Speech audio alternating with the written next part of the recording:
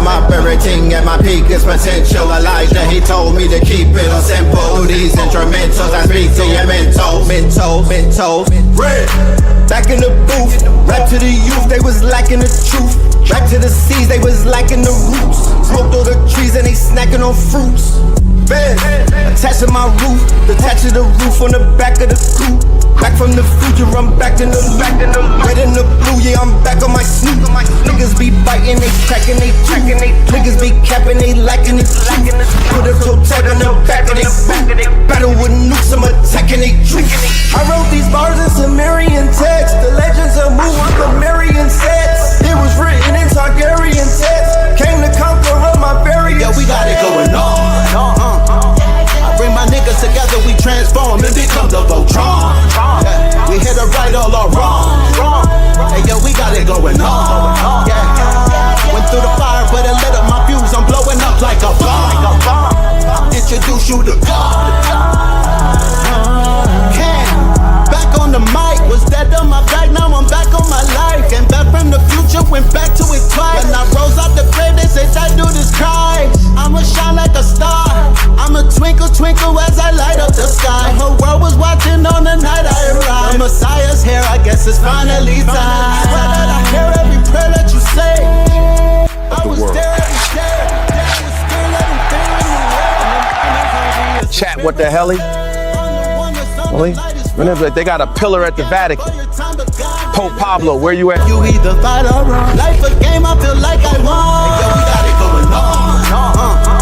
I bring my niggas together, we transform and become the Voltron. We hit the right all our wrong. Hey yo, we got it going on. Yeah. Went through the fire, but it lit up my fuse. I'm blowing up like a bomb. Introduce you to God. From the quantum shadows, a traveler emerges. Fly Sinet, the multi-dimensional hacker, living his hero's journey. He joins the Pantheon at AI Masters Workshop, November 1st and 2nd. Hosted by 363 Empire, with Red Pillar and Seven Bomar. Tickets, lock yours in, now. This is the law of mental command. It is the understanding that you are not a victim of your thoughts, but a commander of them.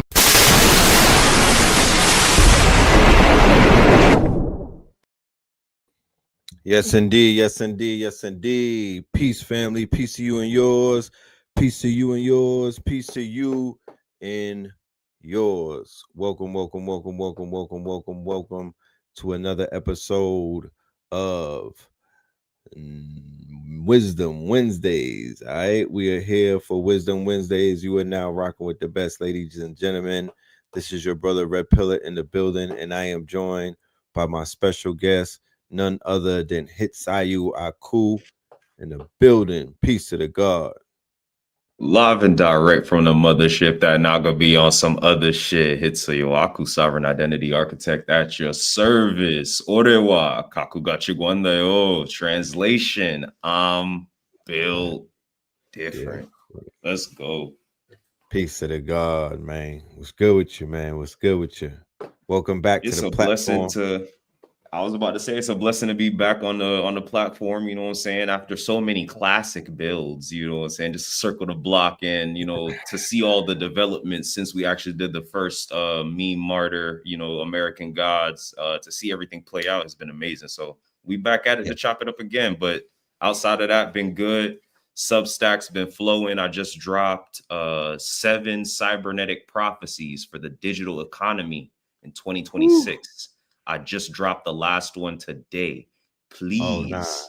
Are you cooking? I've been seeing the work that you've been putting on Substack, and I definitely have to commend you. You know what I mean? Like, that's definitely putting in work. You know, you filling up that blog. The pen is going crazy and whatnot. So yeah, salute to you, and salute to all of the KTLians that have signed up to Win Agency. You signed up to KTL, to my Substack, and you've been signing up to HITSUYO Substack. So I want to give a shout out to everybody that is supporting the literature and the blogs and whatnot.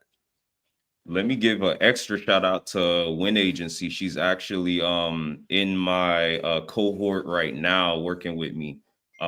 Is that right? Super amazing. Yeah. Okay. Definitely. Nah, She's out in. that's scary. You already, dog. Trust me when I say, bro, the synchronicity is beautiful. I'm pretty sure that the link was made between like the KTL platform and my platform, and that's where she kind of found me at. But definitely doing amazing work. She is probably one of the last great real hip-hop journalists that's left. So I definitely want y'all to go support Win Agency on Substack, and it's literally spelled just like that, Win Agency. So y'all check her out too. Like, super great work. I have on the channel soon. You know what's crazy? I was about to say, Ayo Red, I know exactly who you need to get on the show to have a real hip-hop conversation. Facts. Give me 1 second. Yeah, take your time. Take your time. But family, please definitely check out Substack. This is where a lot of the sovereign creators are. You see what I'm saying? You're going to find a lot of great information, a lot of great reads, just a lot of great content in general. Even if you're not necessarily, I know Smoke Through the Mask is fucking hilarious, but you know, got to maintain the air of mystery. I knew someone was going to say it. Shout out to Red October, yo. Shout out to the bro. But yeah, definitely make sure y'all are tapping in with all of the KTL events that we got going on. We have the Winter Solstice event, Ross Ben, Ra'aku. We got a Crypto Block Bully. We got Spin City. We got Slice. It's a whole KTL all-star constellation in it, bit. All right. We got the end of the year celebration, you know what I'm saying? Closing out this 2025 fiscal year. Make sure y'all tap in with that. And as always, the Imaginarium is around. I just want to make sure I do my little bit of marketing so that way everybody knows. You see what I'm saying? Right. Value is being delivered here. Don't sleep. Right. A lot. Like the boys outside say a lot. They got a lot of shit going on. You know what I mean? Big time. Yeah, we definitely are cooking for the end of this year, the end of this fiscal. You know what I mean? We're gonna end this thing the way that we started it. We started it with a bang. You know, we started it on a good foot. So it's only right that we take this thing to the finish line. In a few days, 2 days, it is going to be day 1 of our winter strong end in 2 days, y'all. Right? And it just so happens to land on the same day that the third eye atlas is going to be in perfect alignment with the solar system. Now, I don't anticipate any type of, you know, Hollywood theatrics and things of that nature, because I don't live in that type of reality when it comes to intelligent life forms. Keyword intelligent. That is not how they are going to make first contact. Okay. Whatever contact that this life form intends to make, it will be done through the biomolecular cell level, right? We're going to be hit with neutrinos, or the equivalent of what the sun hits us with in the form of neutrinos that will begin to activate our electromagnetic field and things of that nature. So by a show of hands from the family in the chat, how many people are beginning to feel the subtle signs that something is taking place from a cellular level, right? The fatigue that you may be feeling, or what they would call the brain fog, or just being completely thrown off, is a result of the change taking place. Because if anything, if there's a change taking place, then you as the vehicle are going to begin to feel it somewhat. You know, the sleep is off, their circadian rhythm might be off. when fatigue is setting in, that may mean because these cells are beginning to switch over. Something is coming online. I believe that the 12-strand DNA is beginning to activate. Factual. A matter of fact, to double down on what you just said, everybody in the chat's talking about their dreams going crazy. I bet. Not even a couple days ago, I seen Dr. Lila Africa in a dream. Now, mind you, swear down the master, all the master teachers are coming back. Mind you, while he was alive, I wasn't really into his knowledge base like that, but I knew about him, and because everybody was always talking about him, and I've read a couple chapters of Nutricide, right? Right. So the dream was kind of wild because it was like he was doing one of those classic small room lectures. Right. And it was almost like I was helping him set up his shit. Someone came in and misidentified him. And I was like, bro, what the fuck are you talking about? That's Dr. Lila Africa. What do you mean? And as soon as I said that, I was like, wait, that's Dr. Lila Africa. The fuck am I talking about? Like, so yeah, just so you know, like, yeah, it's coming back online. And the reason why Dr. Lila Africa is so important is because he was on the health side of things. You see what I'm saying? He was dealing with the body. He's like, and really getting into the science of it. A contemporary to Sabi and like a precursor to what we see KT doing. You see what I'm saying? So understand what Red is saying is accurate as fuck. It's coming through the cells. It's coming through the DNA. It's coming through the body. Yes. Interestingly enough, as I refresh myself on Stranger Things throughout the series, I binged on season 2 all the way up to 5, and each season was given a new theme, right? The 4th season was talking more about, the 3rd season was talking about the blob, right? Season 2 was talking about the mind frayer and whatnot, the hive mind. So this hive mind, so I was comparing what I was watching on the series to what I'm watching in real life taking place. So I'm like, there's this hive mind effect where like when Will was like, yo, he's here, like, Will was feeling the presence of either the darkness or he was feeling the presence of something that was omnipotent. You know what I mean? There's a feeling that a lot of people are beginning to feel, not just intuitively or in their they're not just feeling it in their bones, they're feeling this in their spirit and in their soul, that something is rising up. Okay. And I just want to invoke, and I also want to give say shout out to Black Magic 363. Okay, Father Rich. I don't know if he made the announcement on his show tonight, but on Friday, the day 1 of the conference, ladies and gentlemen, at Spin City headquarters in Atlanta, ladies and gentlemen, we are going to be conducting a bonfire. Ladies and gentlemen, we are on 13 acres. I put the video up on his channel today. It was about 20 minutes where I showed everybody the estates. It's one thing to talk about it, so I wanted y'all to see it because I can't even paint the picture. It's something that you have to experience IRL. But yeah, we're gonna do a bonfire, so we're going to really be in ritual mode. We'll have the cigars, we'll have everything, we'll have the music. We're just gonna be tapping in. We're not even going to. We're just gonna flow with it. But if on the 19th something were to happen, I wanted to be amongst the X-Men. I wanted to be amongst the mutants and whatnot. So whenever we receive that download, it will be received as the collective. I don't want the ancestors to look around. They all right there. Because the same way that we could see the stars in the skies, don't think that the ones in the skies can't see the stars on the ground. It's as above, so below. Y'all will be able to experience what we're doing via satellite. We are offering live stream. We got a professional cameraman that will be on deck. So, and we will be zooming our workshop. Okay, our workshop is going to have you know, the workshop is going to be small. It's going to be intimate. We have 44 tickets.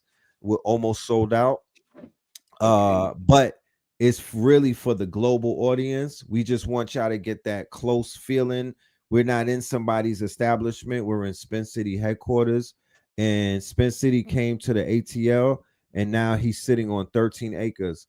You know, I'm biased. I might be capping because that's my guy, but I'll let somebody else say it. You feel me? Because you know, I just want y'all. I have no reason to come up here and cap.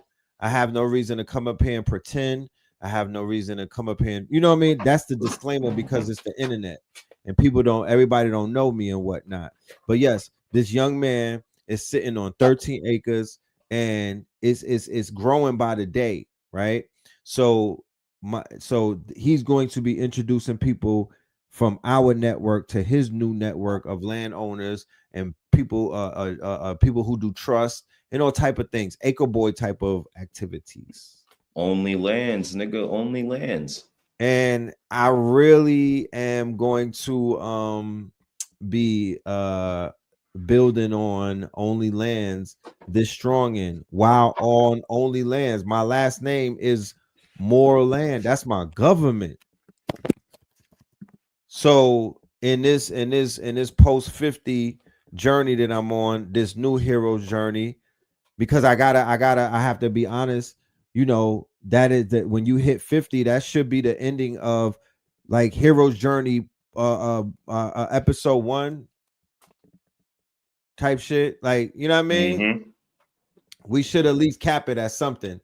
They got us running like, I mean, they got us running with Usain Bolt legs for what, 70 years? How long is one nigga's marathon? Could we clip it at 50? Yeah. Could that be book 1? You know what I'm saying?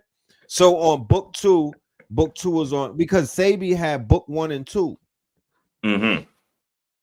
When the documentary, I'm sure that there'll be more than one, but the documentary should be book 1, right? Sabi in the Nation of Islam. Sabi at 240 pounds. Sabi when he was robbing. Sabi with Detroit Red in the Nation of Islam. Sabi when they was hitting licks. Sabi when he was blind and impotent and eating pork. And then there's the new Sabi 2.0. That's Alfredo Bowman. And then there was Sabi, right? The archetype, the brand, the character, the persona, the alter ego, right? The quote unquote, you know, the Superman to his Clark Kent. We as average people who have come here to not be regular and to not live out just a Clark Kent reality and whatnot, we built this platform and we've helped to build others, and we converge with others in order to even have a stage so brothers and sisters could live out that quote unquote hero's journey, where you go from Clark Kent to Superman, or from Peter Parker to quote unquote Spider-Man. That is the goal over here. We are quote unquote Professor X in Xavier University, waking up the mutants and preparing the mutants to mutate. So there's no, you know, I have no doubt. There's no doubt whatsoever in my mind that people all around the world are not literally waking up right now, coming online, activating, and the governments around the world are nervous. They're on red alert.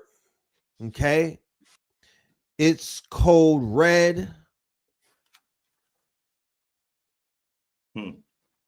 It's code red.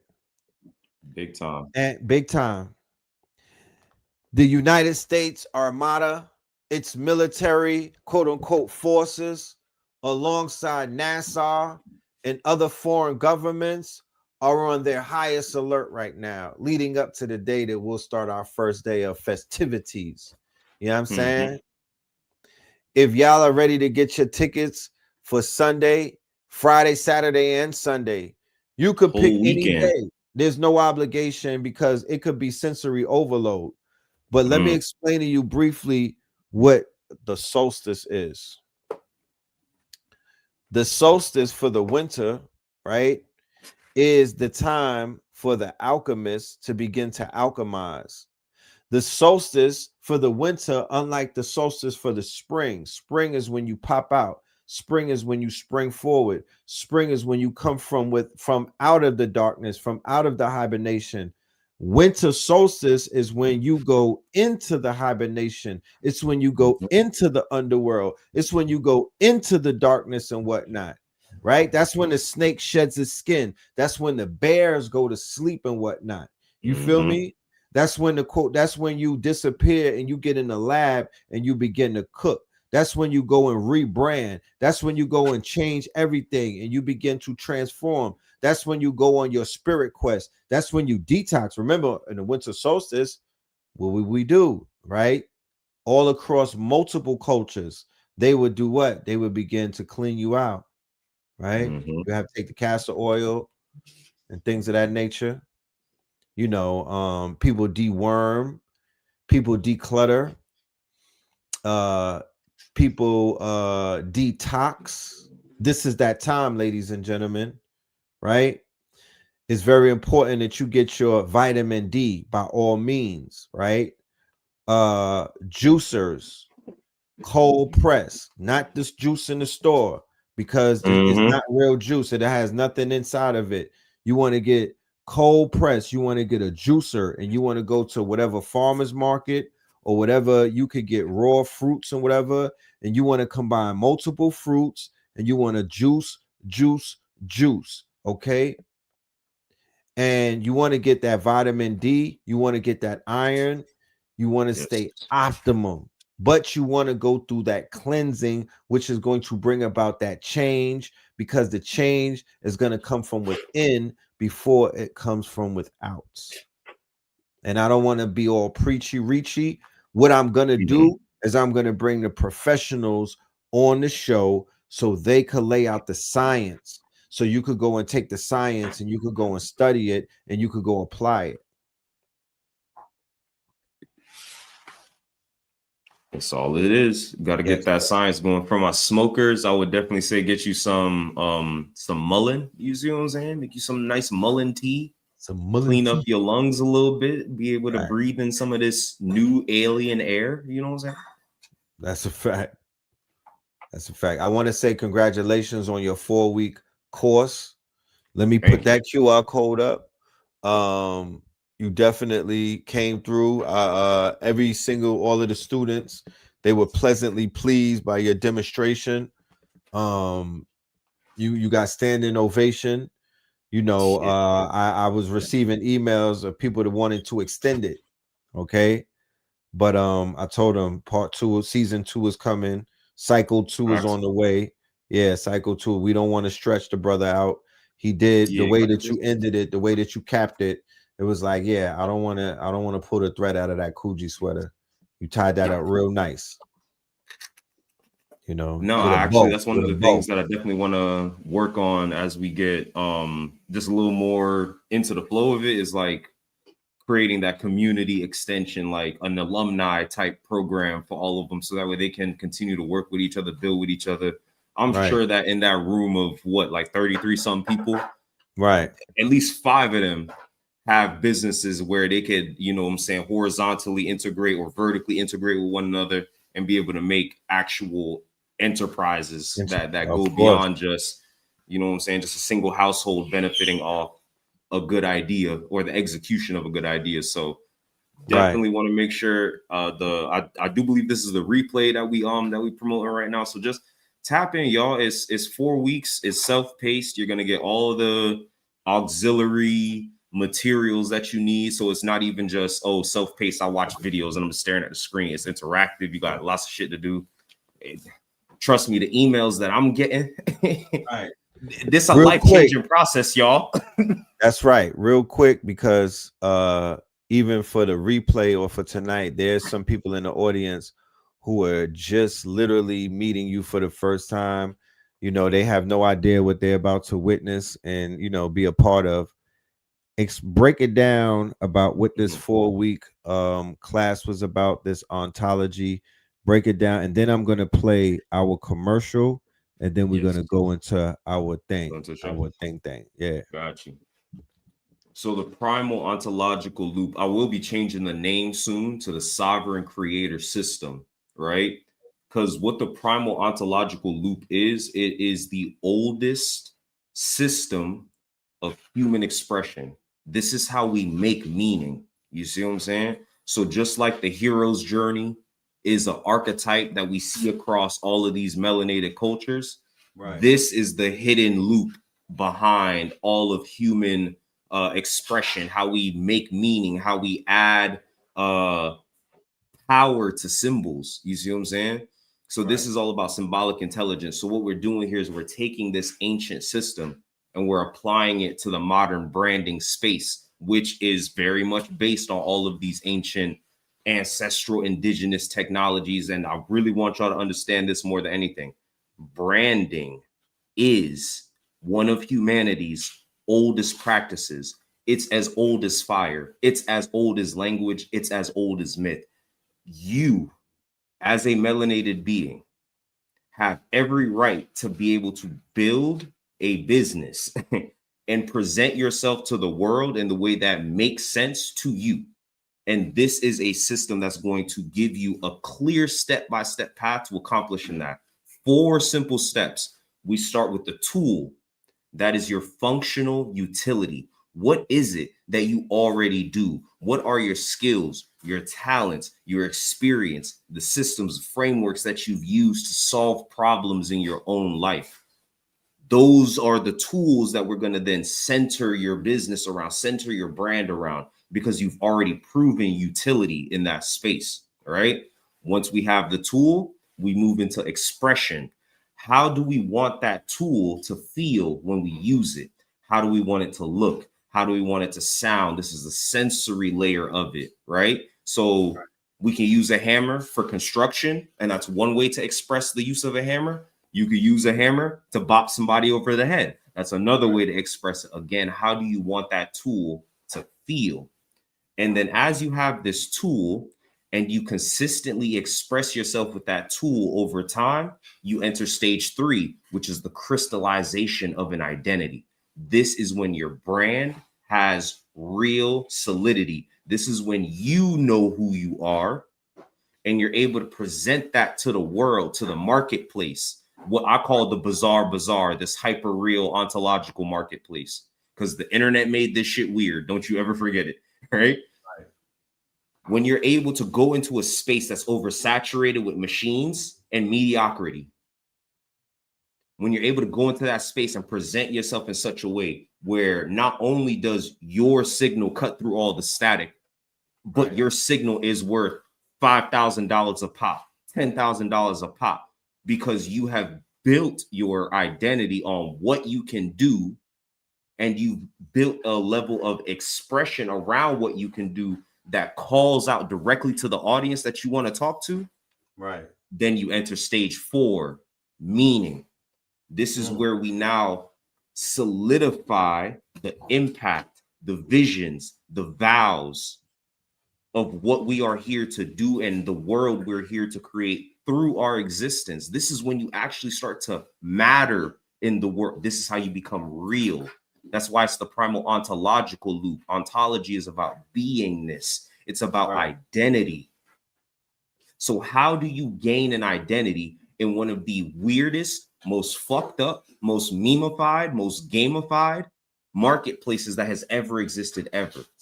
This is how. Tool, expression, identity, meaning, and that flows right back to your tools. Because once you start to build up a meaning in your audience, you start to realize that your mission is way bigger than just making a couple bucks and being lit on Twitter. Man. Damn. Hold on. 8 times.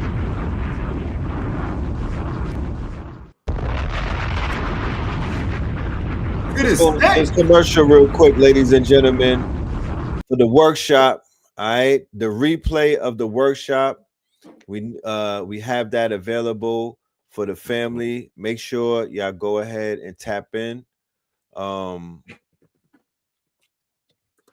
Yeah, let's play this commercial and then we'll be right back. The old vanguard taught performance, polish, persona, profit. But beneath every brand, there's a being waiting to remember its name. You were never meant to market yourself. You were meant to mythologize yourself. This isn't a course, it's a conjuring. 4 weeks. You were never meant to market yourself. You were never meant to market yourself. You were meant to mythologize yourself. You were never meant to market yourself. You were meant to mythologize yourself. The primal ontological loop is the hidden architecture of being, tool, expression, identity, meaning, the 4 chambers where all sovereign brands are born. The algorithm was never neutral.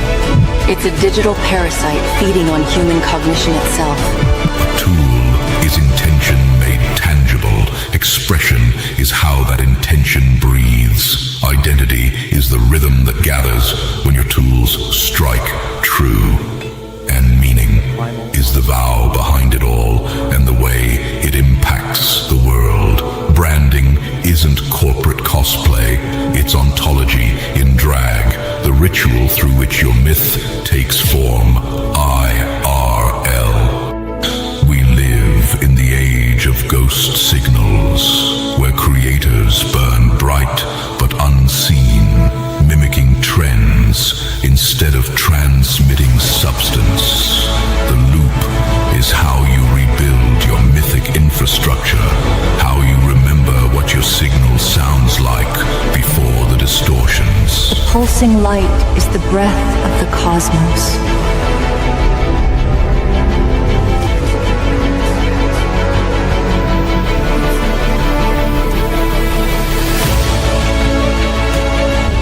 The universe reveals its true form not in chaos, but in the sacred geometry of being. This isn't a course, it's a conjuring.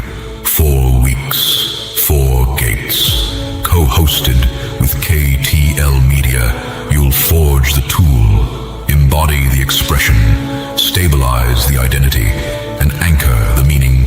The primal pivot begins here. Enter the loop, become the myth.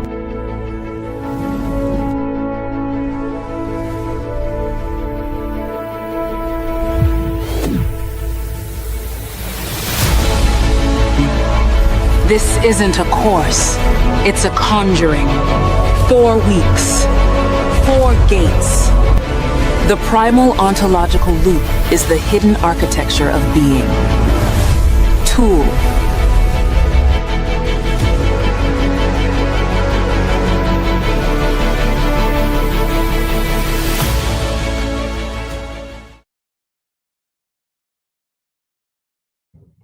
There you have it. There you have it. There you go.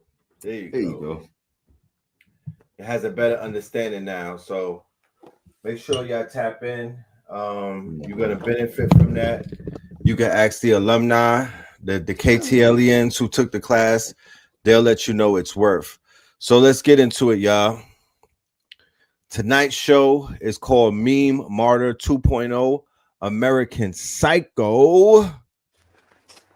Bang, bang. Bang, bang. By show of hands, Don how many DeMarco. people? Don DeMarco. How many people in the audience had the privilege of seeing that movie when it was either in movie theaters or when it hit that's when it got the cult classic status, when it hit the VHS DVD market. That is definitely a cult classic. It tells a compelling story about not the American Psycho in a sense, but it's a depiction of what we call the dark tetrad. Okay, and a dark triad. It's a personality trait that many CEOs on Wall Street and the Fortune 500 companies share with both psychopaths and most serial killers, right? They all have some of the same personalities.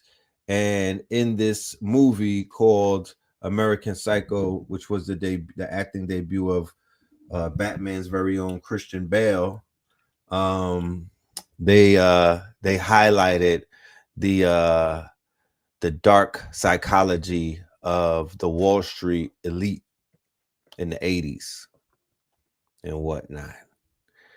Fast forward to where we are today, and we could just wake up and not look too far. If you were low on chips, you didn't have to even go and watch the movie, because there's an actual movie playing out on Fox 5 television, CNN, MSNBC, and most of the quote unquote social media platforms like X, Facebook, Twitter, aka X, and Instagram, and others like TikTok, right? And the American Psychos that we see these days, it's not just one of them. It happens to be damn near everyone in government, right? So when I say psycho, I want someone to go and look up what the dark tetrad personality is, right? So we can have an understanding of the diagnosis, right? The psychological diagnosis of behaviors, actions. So we could say, oh yeah, that person fits that trait to the T. So we know what we're looking at, right? What's the fourth one? I know it's psychopathy, Machiavellianism, sociopathy, Machiavellianism, and narcissism. There we go. That's the last one. I bet. So it's narcissism, psychopathy, sociopathy, and Machiavellianism. So the book that they had everybody reading, called 48 Laws of Power, that was authored by Robert Greene, was giving people a perspective of how to function through the dark tetrads. That's a dark tetrad book. You know what I mean? He based all of that on Machiavellian. That's why I was so Romanistic in its depictions. When you were reading all of the laws, it was giving you from a Roman's perspective, right? And a Machiavellian perspective. So a lot of people began to conform in the hood after they began to pick up the 48 Laws of Power. You would say that, yeah, people were reading it to strategize and move and whatnot and move wisely. However, there began to become a rise in dark tetrad, Machiavellian, like sociopath behavior, okay, where people were snaking and backdooring and being very quote unquote Romanistic towards one another, when before they were more brotherly. You know what I mean? They were following a different kind of code. The code that was laid out before Robert Greene was initiating people. People were following Mao's Red Book. They were following the Panthers literature and whatnot. And none of the Panthers literature was giving you a Romanistic mentality. They were not giving you a win in Rome, dog eat dogs, because 48 Laws of Power is capitalism, right? Dog eat dog. It's an ideologue. It's an ideology. He's giving you 48 laws of it. So who qualified them to give you where did these 48 laws come from? You know what I'm saying? Where was it even tried out before to qualify it? Because he's giving you scattered stories from all over the timeline of white that conquered your people. There we go. Of Nordics, of Euro Asians and whatnot, who are accredited for slaying, not just conquering your people, genocide. I'm talking about slaying, like Gaza type stuff to our people, right? So I don't know about that book.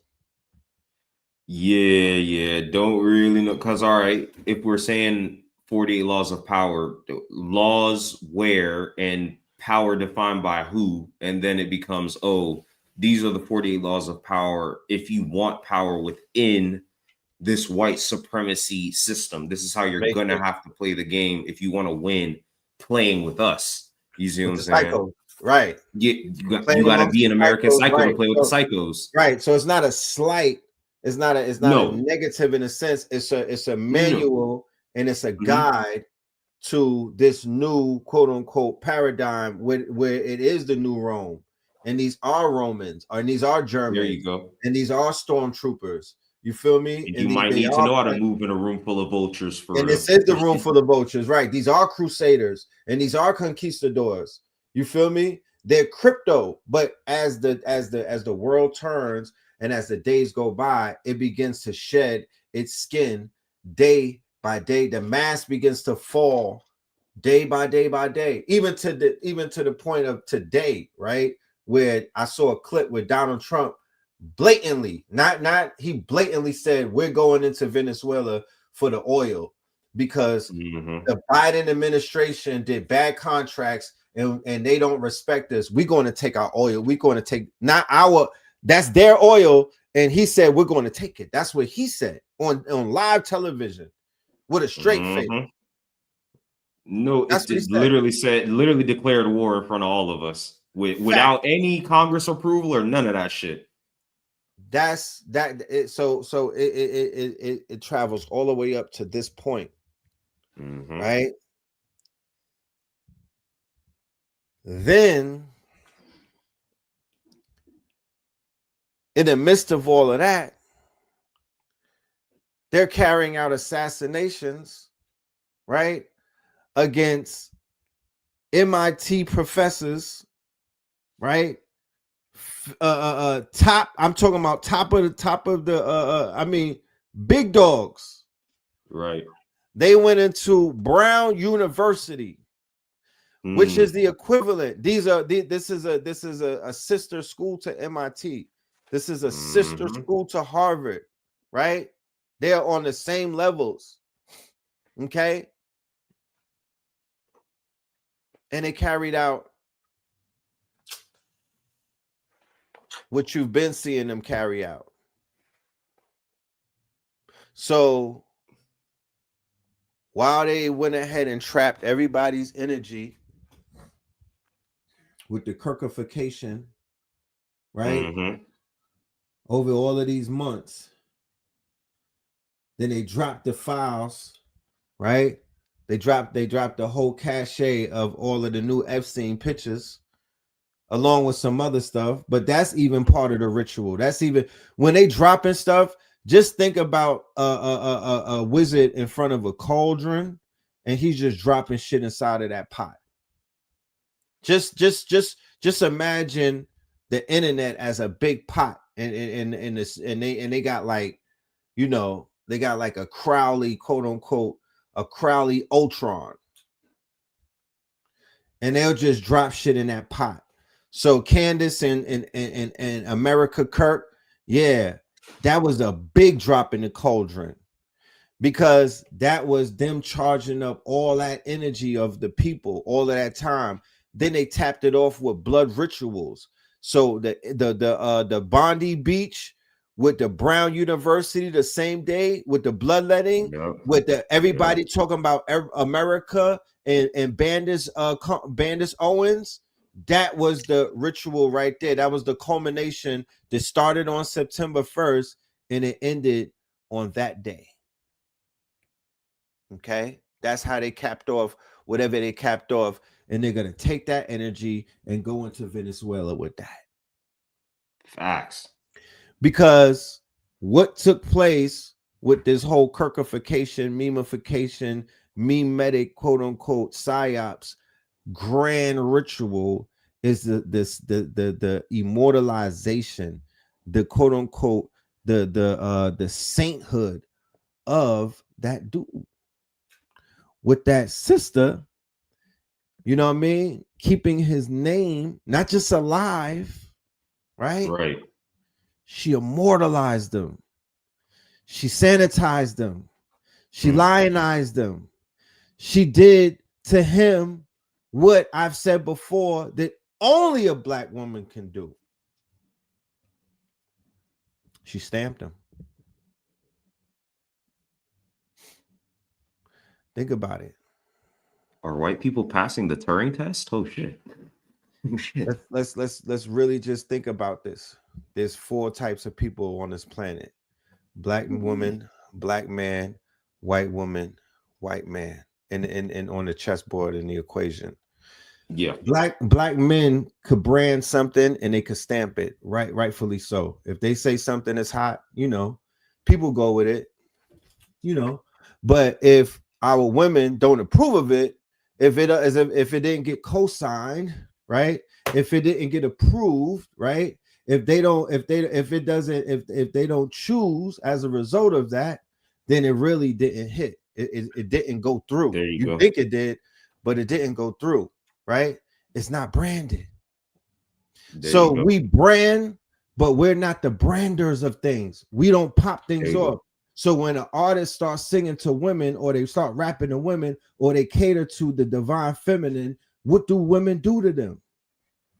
They brand them. They elevate them. They pedestal them. They uplift them. They certify them. They sign them to the label. They make them good in the eyes of the universe. You understand? Their counterparts, and I don't mean to be facetious, I'm just keeping it 1,000. Their counterparts, they don't have the power to do that naturally for the world, that is, right? Yep. They do it for their own, of course. Why wouldn't they? They're their mamas. They can uplift their own, but they can't uplift us, and they can't uplift the other ones around the world the way that ours can. Black woman brands the everything. She's the one who, if she stamps you, you're stamped. She will absolve you of your sins. She will wash you. She will clean you, and she will put you on a motherfucking pedestal, and she will statue you. Facts. She's the queen on the chessboard. So Candace has been doing a grand ritual, because what took place is that she solidified. The only thing that came out of that is that everybody forgot about who Charlie Kirk was, what he said about what he was saying about the people, the God's chosen people, right? He wasn't up there going on campus tour saying the black man is God. He wasn't on some Conway the Machine type of talk. He wasn't getting up there and professing our power. He wasn't getting up there and saying, I've been doing my research, and these people that the Bible speak of, I think that those are the Negroes in Chicago that I'm amongst. I think Ye, who's my favorite rapper, is the Christ, right? And his people are the chosen one.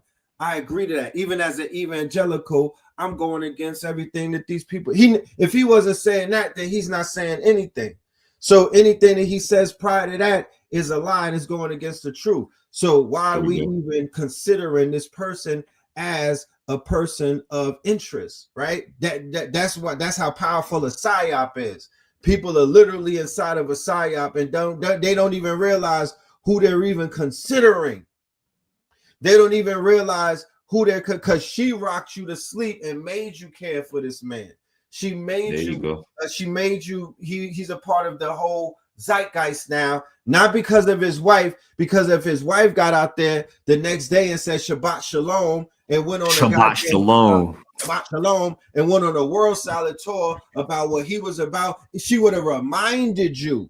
She would have reminded you before his body even got cold who he was versus who he wasn't, and you wouldn't have submitted all of your energy and all of your power and all of your looch to the motherfucking gooch. So now he's no longer even a human.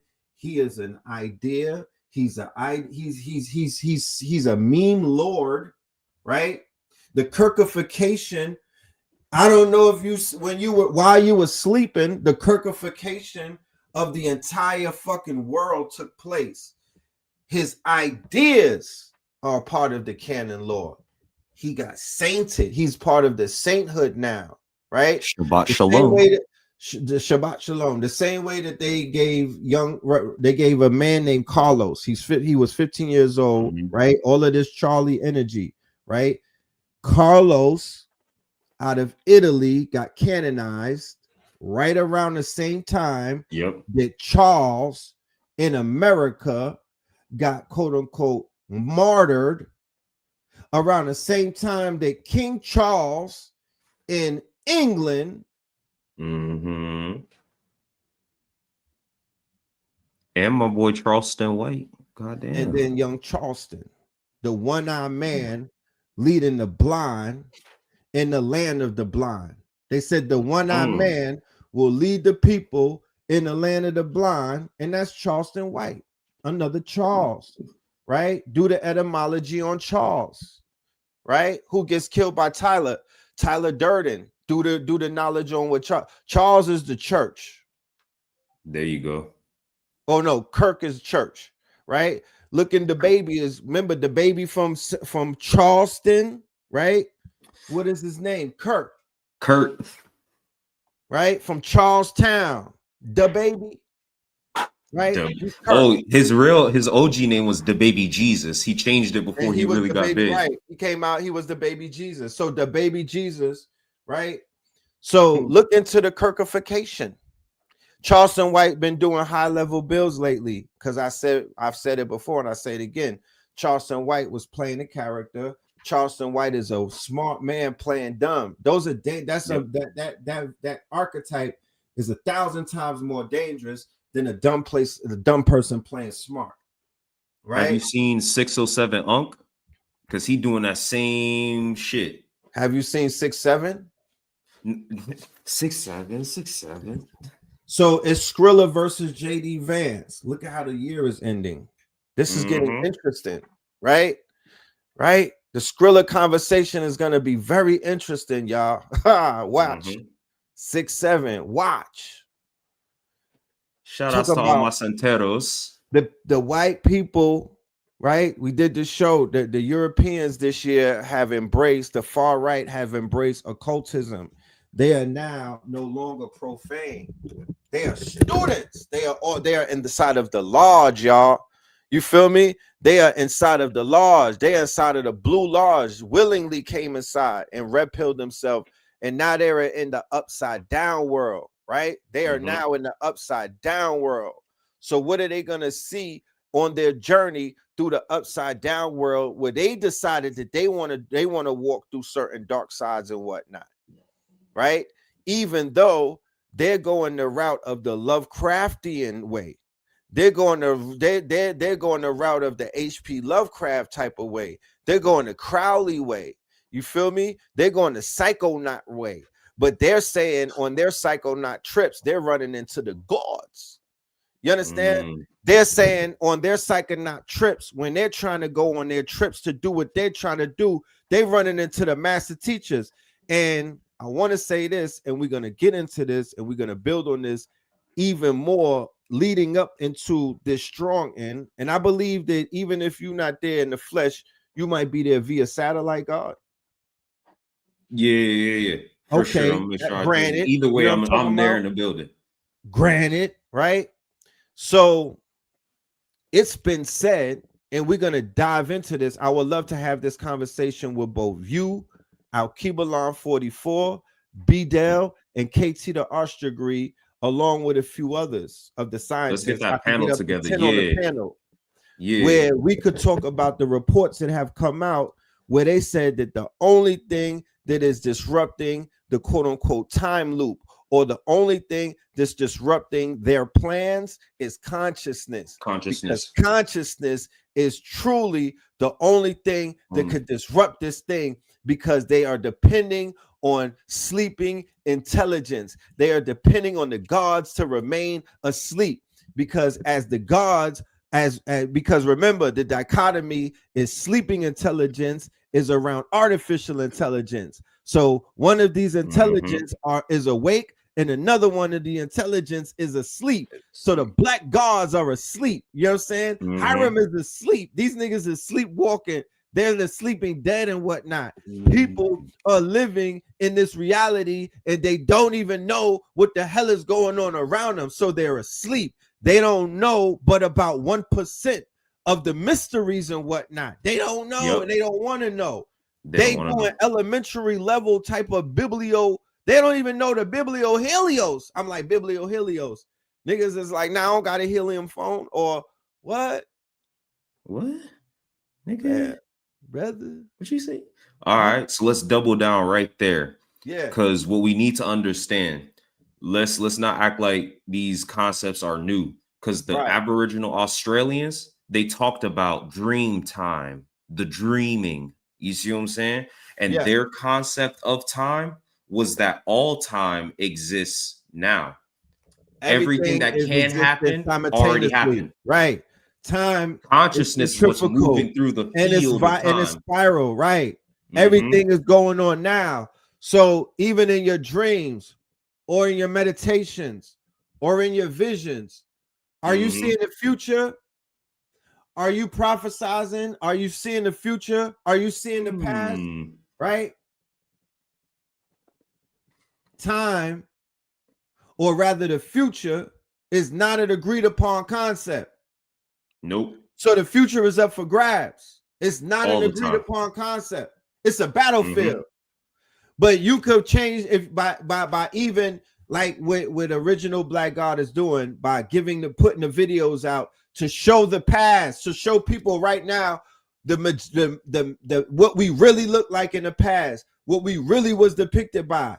If we had 100 of those a day, you would begin to see the whole entire world change at a faster pace than what it's changing now. It's still going to change, and it's affecting the fabric of reality and the agreed upon reality. Niggas agreed that we was motherfucking coming out of mud huts, and niggas agreed to that. That was an agreed upon nigga.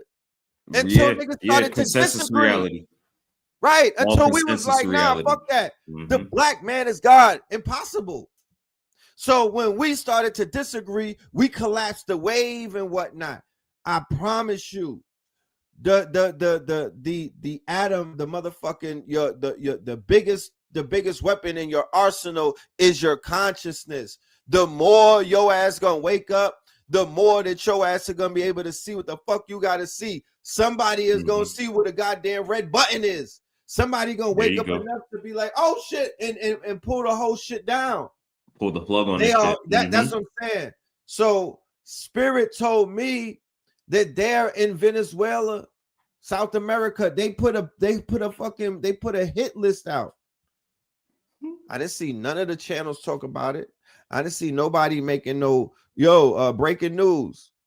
They declared war on the whole Americas. Exactly. They said they want that whole region. They want all of that. So I feel like something is rising up in that region. I feel like they know that something is waking up, both in the people. If they have intelligent life coming from the subterranean and whatnot, if something is coming from under, because things are coming from above and from under. It's in those areas that they are very focused on. The power and the magic and the real, I'm talking about the ones who could, they over there. It's a lot of them over there. It's a lot of power over there. It's a lot of herbs over there. It's a lot of plants over there. It's a lot of original seeds over there. Yeah, they giving us the tourist ayahuasca. They got the double OG ayahuasca. You see what I'm saying? You know what I'm saying? So there's more reasons for people to be circled. They have a whole armada circling completely. They have it encircled. If you were to look at it from above, you would really see what the hell is going on in that region. You feel me? It looks scary the way that they got them people surrounded. So they not just looking for no people on a fishing boat selling birds and whatnot. That's blasphemy. If you were to fall for that, rubbish. So straight rubbish. But not only that, but imagine how many of the shamans that they are. Imagine how many people they're gonna come online, just being under threat and duress of a military enclave. Imagine what Jamaicans and Haitians and Cubans and the people, they're gonna be forced to see things for what it is. Sometimes, like America, the European, he's a natural antagonist. he's almost like needed to activate you. You know what I'm talking about? He's the natural protagonist that activates the antagonist. No, he's the antagonist that activates the protagonist in the quote unquote in the story or the mythos and whatnot. He's the activator. He's the white blood cell. He's a when he comes, he's going to turn either he's gonna because they quiet as cat. People in those regions have yearned for the conquistadors to pull up. They kind of call on the beast. They like worship the beast, the image of the beast. Oh yeah. Y'all gotta remember, South America is wild Catholic. Holy fuck, they wild Catholic. Super duper. Ooh, fuck. Ooh, shit. Almost like the battery that keeps that whole thing kind of like that's like a grid that keeps that shit humming. If they were to wake up, that shit would fall. But that's that's where they locked it down at first. That's ground zero almost.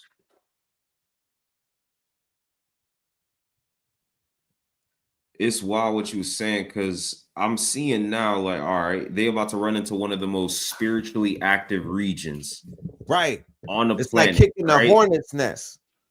Like the Aztecs and the Mayans were not playing around. Them niggas were real deal shapeshifters. Like it's not a game. A jaguar will pull up on you, body you, and then walk away as a human. You do not want that kind of smoke, bro. That's very traumatizing. Like, you feel me? At all. And this is where I'm saying, like, I think to a certain degree, while Trump and them utilize aspects of this occult shit, you see what I'm saying? They under the guise of the mean magic that they do. I don't think them boys really believe in the old ways type shit. You see what I'm saying? They very much are invested in their new way, but they haven't dealt with the old way. Like maybe like, all right, the original colonizers had to deal with some of those old practices, trying to enslave these different African colonies. You see what I'm saying? Just trying to get into these different, they ain't seen that kind of smoke in a long time. You see what I'm saying? They can run up in Iraq and do what they do. They can run up in Iraq, but them boys is Muslim. You see what I'm saying? Right. And not even the awakened Muslim that's dealing with jinn like that. Like, they not calling on these extra supernatural forces to handle some of this work. You see what I'm saying? Like, they don't want to go into Jamaica with some of that shit. Like, Queen Nanny and them taught them boys different kinds of obeah. The spiritual pushback that they got in the Middle East is documented. The spiritual pushback, the spiritual war that they got whooped out. Them sandstorms that was coming through, and they was like the sandstorms was coming through, and dudes was getting beheaded and all type of stuff. Like the spiritual, the fact that they came back super spooked and whatnot. Them people was getting all type of shit thrown at them. They got all type of people, all of that shit about the mountains and them going and there was a lot of shit going down. Okay. A lot of course, things get sanitized and buried, but yeah, I do agree with you. This is a different region. You did think about this real quick, everyone out there. Cuba is the size of what? Cuba is not a very large island, ladies and gentlemen. Cuba also happens to be stuck in time, ladies and gentlemen. That's a fact. How is it that such a small island in the middle of the ocean has what it would be seen as a Goliath, right? A military that is the most quote unquote stacked military of all time in history, right? They have operations in the trillions of dollars in terms of defense and whatnot. And how is it that they were a thorn in the side of these people since the days of Fidel and whatnot? How is it that they try to rock Fidel around 600 times and whatnot? How is it that they were looking for Assata for damn near nonstop every day for damn near 50 more years than I was alive? More years than I was alive. So what the hell? If they were slipping, and if it was just a tourist destination, or if it was just a whole bunch of shanty towns, or if that shit was not what they say it is, it would not, you would see you would see. Big bad America should not have this hard of a time kicking ass in their own backyard.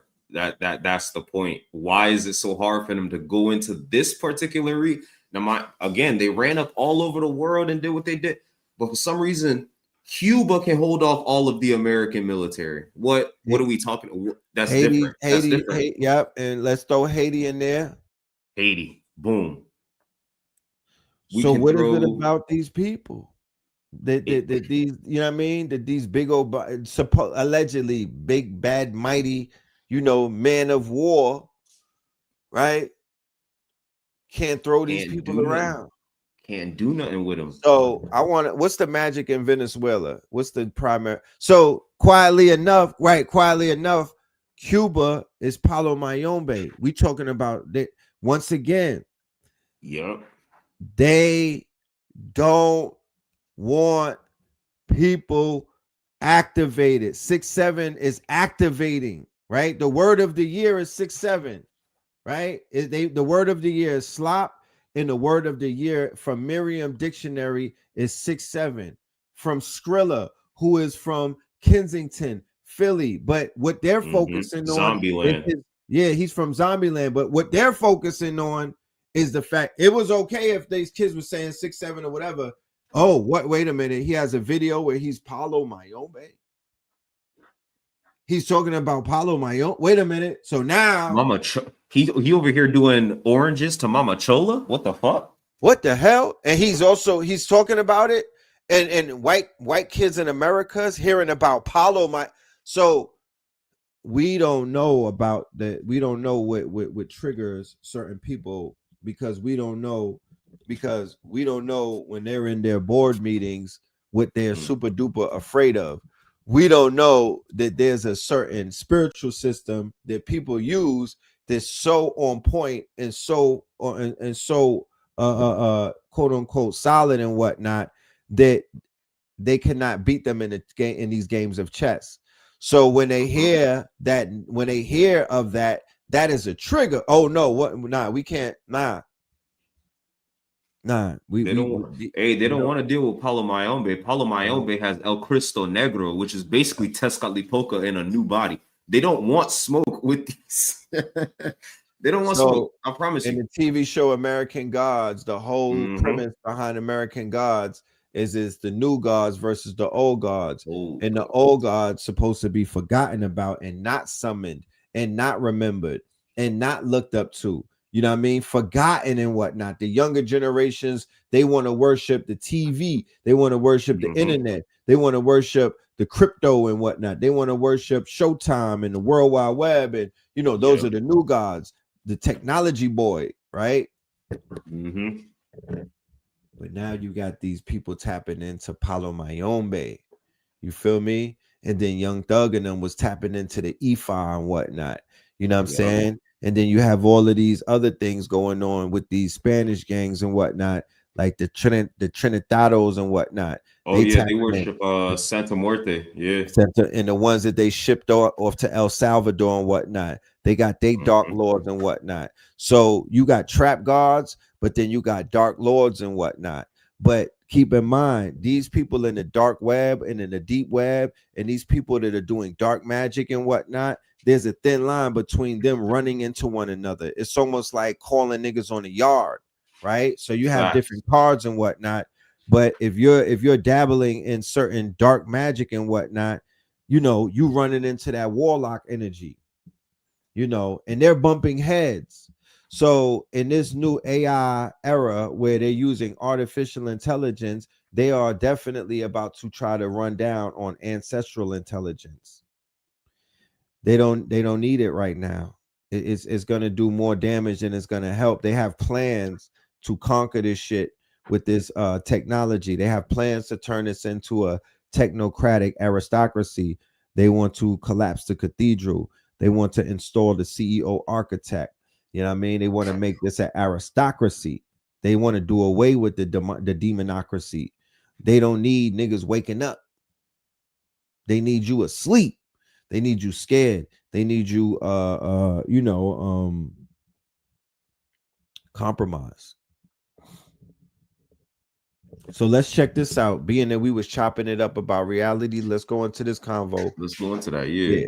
Your mind influence matter, where science suggests that potentially our thoughts and intentions can shape our reality and feel into the future. Listen as scientist Dr. Dean Radin explain how the mind can potentially weave the fabric of reality. The nature of science itself is slowly beginning to accommodate the notion that consciousness is more than simply something that your brain is producing. In quantum mechanics, that before that object is measured or observed, it doesn't have fixed properties. It has all possible properties. What it doesn't tell us, though, is how do the possibilities turn into actualities? They propose that maybe consciousness, meaning awareness, which is non-physical as best as we can tell, so it's only possibilities. Well, what breaks it? It becomes real.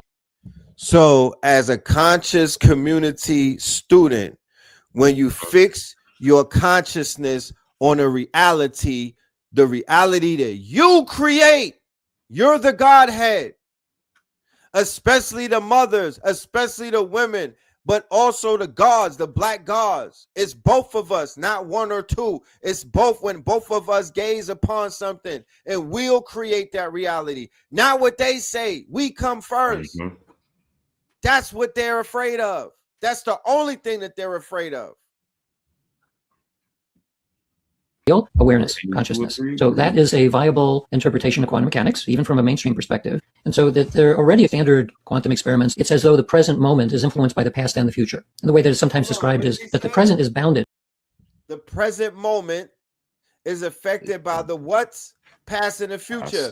So if you agreed upon a past that has no bearing whatsoever upon a real reality, it did not happen. Alex Haley was a CIA operative.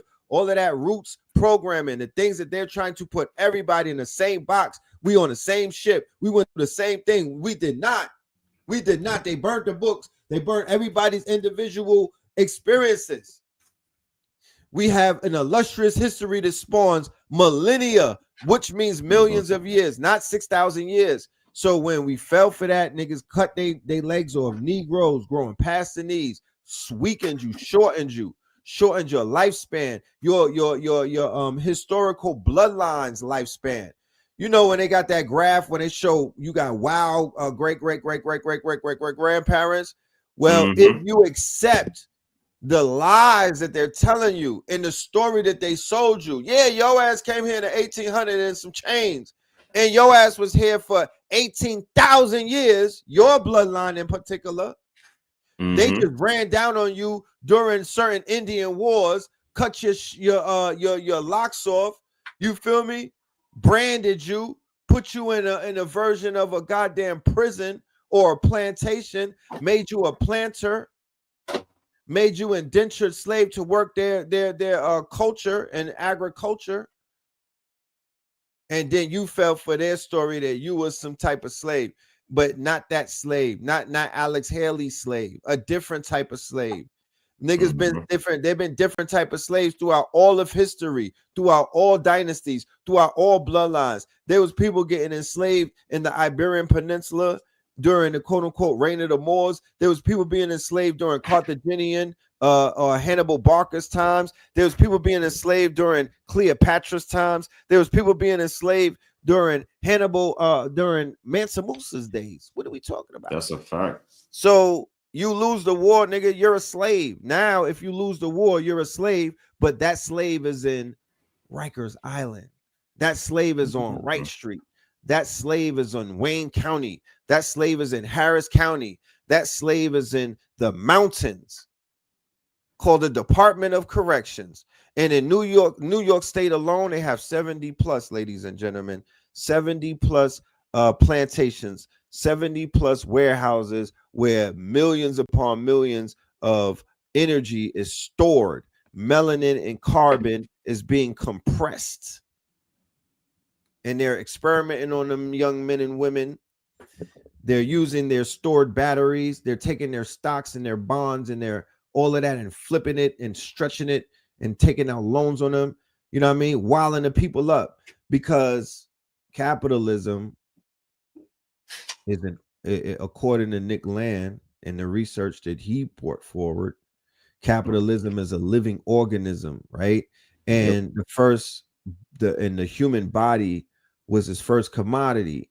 So that goes back to when you do the research and when insurance companies were born, it was the human body, right? Slavery. So, yep. Shout out, huh? The chattel slavery narratives. Yep. Right. And then after 1805, when they banned the import of quote unquote African slaves, they turned the womb into a quote unquote baby making factory, Slave right? by birth. Yep. Right. That's when they turned the slave farms into these quote unquote capitalism trap houses, and they insured human bodies. And this is the beginning of this quote unquote this homunculus called capitalism. It's like a blob. It's like the mind flayer. It is an organism. It is alive. It is an entity. You know what I'm saying? It's a real entity. It is like a Moloch type of energy. And they gave it a name, said, hey, capitalism. No, it's no, my niggas. It's something and else. This be the issue for me, is like I can see certain comments in the thing. I'm like, yo, son, this isn't white people shit. This is our shit. If you were more in tune with the way our ancestors viewed reality, none of what we're saying would even be remotely confusing. Our ancestors looked at this entire thing as an ecosystem. You're not the only living thing here that matters. You see what I'm saying? And not all living things are encased in flesh the way we are. All ideas are organisms. You see what I'm saying? They all fill different niches in the overall environment, whether it be psychic, whether it be physical, whether it be emotional. And to them, these were just different strata of one continuous medium. You see what I'm saying? It's all one environment, but some niggas live under the ground and some niggas live high up in the treetops. You see what I'm saying? Right. This is all it ever really was. So when we understand that, oh, this is how our ancestors viewed it, but then everything the internet is, everything AI is, was set in motion by principles and philosophies that our ancestors put forth. You see, all of binary computing is polarity. And that's in the Kabbali, and that's in the natural laws of Tahuti. We taught them polarity and taught them how to program using opposites. Not only is that Ron E. Glass, right? The author, Ron African E. Glass, fractals. Right. So you have the African fractals, the binary systems in West Africa, the foundation of it, right? So computer science or computer language, they get the zeros and the ones from West Africa. So the foundation of modern day computer systems, the zeros and the ones, based off of the mathematics of the quote unquote, not just the Africans, but ancient civilizations, right?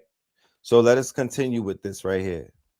Is that the present is bounded, has boundaries in space and time, and the temporal boundaries actually create the present. But they're boundary conditions where the future boundary and the past boundary are sort of reverberating in some way to create the present. So we have elements of quantumness in us, in which case our perceptions should extend through space and time. We do see that we can feel the future, typically from milliseconds up to perhaps 10 seconds in the future in the laboratory, and then from a viewing experiment, sometimes months in advance. So those are very commonly reported and now confirmed, and have at least a theoretical. So you're beginning to see that in the spaces of the prediction models or the prediction markets and whatnot, the FanDuels and whatnot, the people who are day trading, right? And then most importantly, the rise of what's that? Kalashi and Polymarket, right? So people are hitting licks on Polymarket, which is a prediction thing. But these are the people who could basically see the future because they could remember, right? They're able to tap into the future and say, yeah, oh, son won the game by this amount of points. Oh, I remember he did this, he did that. I'm a bet on that. Boom, they doing it. They hitting licks. Basis to look at and say, well, it's not impossible. It is part of, apparently, of the way that the world works. All right. Let's see what Brosy got to say. All right, Brosy got some talk.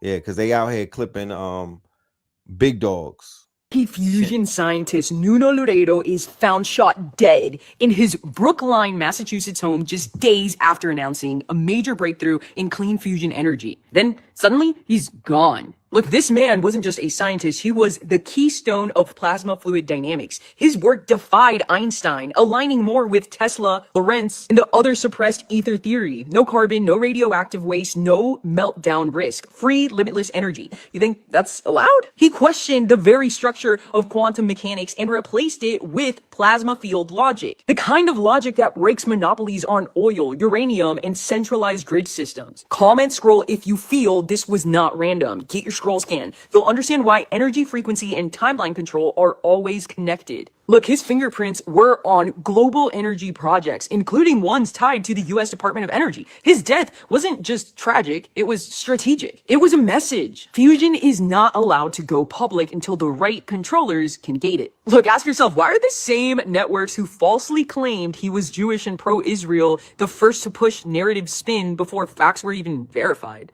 Comment scroll if your gut told you something was off the second you saw this headline, because it wasn't just science, it was timeline warfare. Look, private fusion startups are exploding with funding. Patents are dropping, billions are being poured in. The race to control clean energy is a new arms race, and Loureiro was too sovereign, too early, and too accurate. The MIT professor who said, ignore Einstein, was just silence. Ask yourself, who funds the labs? Who owns the data? Who benefits if his research disappears? Look, this isn't the first time a fusion pioneer died right after a breakthrough. And it won't be the last unless scroll-coded tech, scroll-coded AI, and sovereign intel go direct to the people. Look, the frequency war is already here. Comment scroll in.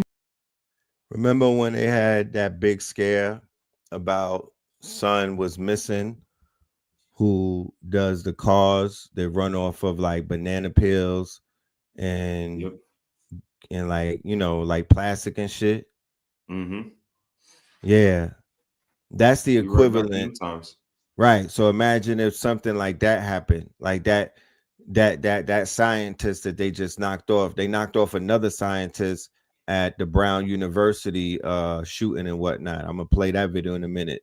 So the magic question, or the $1 million question that I will pose to the audience is, are these hits similar to what we saw in the movie Terminator with John O'Connor? Are these hits from the future? Like, are these scientists that are being knocked off? I want to know, is this coming from the future? These people who are people who they always say was about to have a breakthrough. They had this thing that was about to do this, that would have changed. They always say it would have changed reality. It would have changed the timeline. There's something at play that wants the timeline to never change. And it seems like it's stopping every single messianic charge or messianic force or messianic spark that can change the timeline. Case in point, Nipsey Hussle could have changed the timeline if he would have been allowed a meteoric rise. Because what? He was on his way up, right? All of these rappers die on their way up, and they the messianic ones. Why is that? It's so coincidental that one day I really sat back and was like, damn, they don't die when they after they got up. They don't die like after they fell off. They always die on the way up with the potential. So when you kill potential, when you kill somebody's, like, case in point, that's what happened when I saw the Diddy shit. I'm like, damn, them niggas got clipped on the way up. Like, I literally was at the airport the other day watching a plane go up like a rocket. Right? You usually see planes going in the sky like this. The pictures was going straight up. It got to go 30,000 up. Then it starts plateauing and whatnot. Biggie got killed on the way up. Tupac got killed on the way up. They did not even hit 30,000 yet. Yeah, they ain't even hit their cruising altitude. They did not hit their cruising altitude, bro. That's a fact. Right? That's a fact. And you said it just right. They killed the potential. Young Dolph. These people were on the way up. Right? And I'm just speaking about rappers. Now, let's talk about all of the scientists that got clipped. that always was about to put something out, was always about to change something, was always about to drop the best mixtape. Remember all of those lists when they had Dr. Sabi on this list? It was like a collage. Mm-hmm.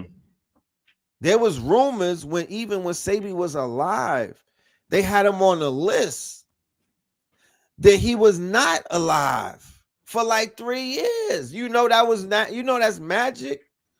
Mm-hmm. That's a form of magic. They sent Charlie Kirk his eulogy like 2 days or something before he got clipped. Remember that? Mm-hmm. They had printed it. They didn't send it to him. They put it in the media. That's magic. They'll put you in a newspaper and be like, yo, in a eulogy. And you like, wait a minute. But once an agreed upon, once the public, if they don't see you, if you don't clear that up in 24 hours, the agreed upon reality will clip you in the matrix. Facts. You got to stop that rumor. You know what I'm talking about? You got to stop that rumor. People is out here spirit cooking, and it's really it's really charged up inside of the memetic machine, right? Could we talk about the memetic machine and how this multi-layered, right, substrate / interface / quote unquote, what they would call the internet, and what it has become now, of course, and how they use this energy to do these things. All right, so let's start with this. Meme. I'm sorry, real quick. I didn't mean to cut your wisdom. Buddy in Buffalo, they got unalived in that grocery store by the race soldier is an example of timeline intervention. Thank you, King. There you go. Thank you, There King. you That's exactly what I'm talking about. All of the mass shootings have at least 1 or 2 people in those shootings that have exemplary, quote unquote, timelines. Even with the Boston shooting, right? The marathon, they clipped somebody that was of big importance. Okay. Dylan Roof clipped Senator Pinckney. He killed the senator inside of that church, right? Mm-hmm. The lady in Buffalo she was a big person in civil rights history. This is how they do it. They run in time drills. Like The Malaysia flight, the Malaysia who went down. So are the drills being done from the future backwards? We really got to think about that, because there's nobody can convince me that when AI advances in 2030, they're not going to crack the code on how to time travel with the quantum shit, with all of these chips, with these big ass centers that they building and whatnot. Are you what's about to Stargate, nigga? Stargate. They wrote Marcus Garvey's eulogy in a newspaper before he died. He died shortly later, right? The small hats, that's what they do. This is a level of their magic. And this is why we sitting here talking about it, because how are you going to defend what you don't understand? You have to understand the type of magic they're doing, the forces they're working with, and how those forces operate in real time. Tenet is the perfect movie for this shit. Thank you for saying it, because that's exactly what's going on here. Right. Tenet is the perfect one. These niggas are moving backwards through time and retrocausally changing things. Red just said it. They're killing potential. Right. But understand that the multiverse is a probability field. So if I clip you, I clip the probability of the reality tied to you coming forth, because it requires your existence. You need to be ontologically dense in order for it to happen, or else it's just a thought, an imagination. You see what I'm saying? So this is the 3 layers of it. You have the metaverse, and I'm not talking about Facebook, nigga, and I'm not talking about Web3. I'm talking about the original metaverse, which is an archetypal code base. So this is the pure unconscious mind where all the archetypes live. This is where the symbols come from. This is where the memes come from, because memes are just symbols. Right. This is where all of that comes from. Then you get into the multiverse, you're dealing with the probability field. This one archetype finds multiple potential paths to express itself through. Then you get to the universe where that archetype chooses a path and then embodies it in real time. Because all time is always happening. And these AI models are always about prediction and control. Right. We're in Minority Report now. They can remember you doing a crime. Right. Before you ever even think of committing it and clap you. Right. So with the precogs, right? This is a book by Philip H. Dick that got turned into a movie called Minority Report. So in Minority Report, they had what is called the precogs, precognitions, right? And they were able to remember. They were not prophesizing, they were remembering the future, right? So fast forward, there's a company named Palantir, and Palantir has developed the software and the hardware, because the hardware is the drones, the hardware is the robots, the hardware is those robot dogs, the hardware is the lasers the ring cameras and whatnot, the hardware is the flock cameras, but the software is they've been able to develop a software through what? Biometrics. There you go. The way that your face is shaped. Biometrics. The symmetry in your design. Biometrics. Being able to read your intelligent design, maybe even your human design. Biometrics. Being able to scan your face, see your birthday, see your birth chart, your everything, because they got the regular meta glasses, which is what you can buy it out the store. You put that shit on and look at somebody's face, and you can see their whole profile, Facebook profile, anything that they got on the internet, YouTube page, Facebook page, Instagram page, only land page, only fans page, right? All of these things, Twitter, LinkedIn, X, just by looking at a person now. So imagine how advanced the drones are. Imagine how advanced their cameras are. Imagine how advanced the ice shit that they got, the helmets and all of that. So they are now, Palantir says, if we could scan a nigga face and we could predict that in 10 years he's gonna be a threat. Guess what? There you go. Yeah. Smoke them now. Smoke them now. Yeah. We got the rights. There you go. That's what they were doing over there. They already did it. It's not like they could. It's not like they gotta wait. They already did it. So when they go into Venezuela, right, their new place that they're gonna try their toys out, because they got new toys now. The new place that they're gonna implement this new blanket system, because they're not ready to do it over here yet, right? They're not ready to do it over here. They'll do it over there first. Yeah. Venezuela's been the testing ground for a lot of where America's heading for a long time. Yeah. Right. Socialism, right? Hugo Chavez. It's charged up already. The Hugo Chavez, if you go all the way back with Hugo, I think they even knocked Hugo off with the cancer gun. Because he went from a strong man and he just withered away. Right? But he was a thorn in their side. Right. But then they got Argentina over there, and then they got homie with the El Salvador, right?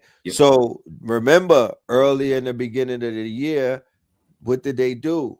The administration dropped a video where they were shipping niggas off to the Supermax prison in El Salvador, and they were transporting the worst quote unquote gang members or the worst killers and the worst quote unquote cartel members over to the super duper max, right?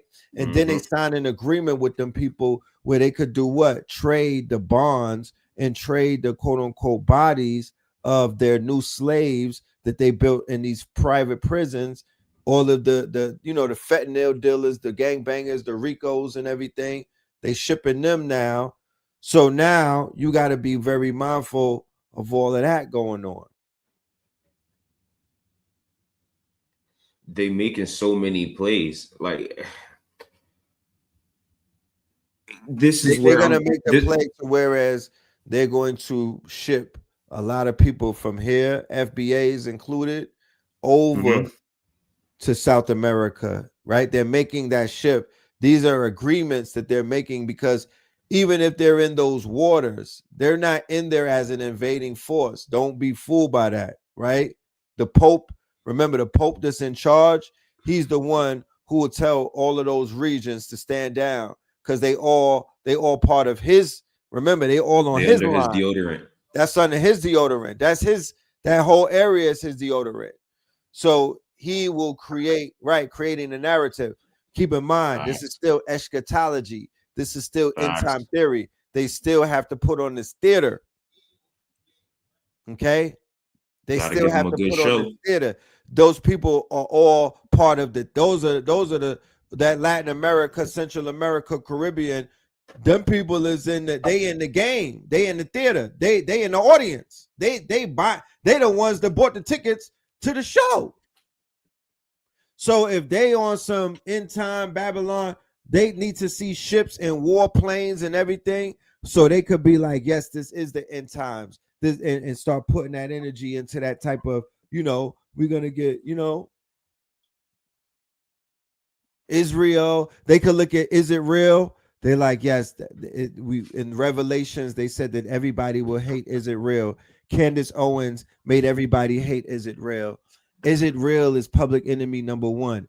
But in Is It Real's book, it's a part of the script. It's a part of eschatology. They pre-scripted it. Right. Before the Messiah came or before the Antichrist came, everybody hated, is it real? So even they're blatant, they didn't have to flood your time. It was almost like when they were doing all of that stuff from October 7th, it was almost like they were pumping their own videos so they could flood the timeline so a lot of people could really get tired of it. Then they paid their other people in New York who are the liberals, like good cop, bad cop, right? I need y'all to make a big fuss about it. I need y'all to align yourselves with the brown people and get behind the watermelon, do all of these things, free Palestine, da-da-da. Get people riled up about it because we want them to look at us like the bad guy. Then we're going to go and pay people to talk bad about us and spread a lot of rumors on us. And then we're going to deny it. Shabbat Shalom. Built the third temple, then I popped the dome. What you mean? Come on. Every Saturday I leave thoughts alone. Thoughts at home. You are not alone. Where's daddy? Got the bots and drones.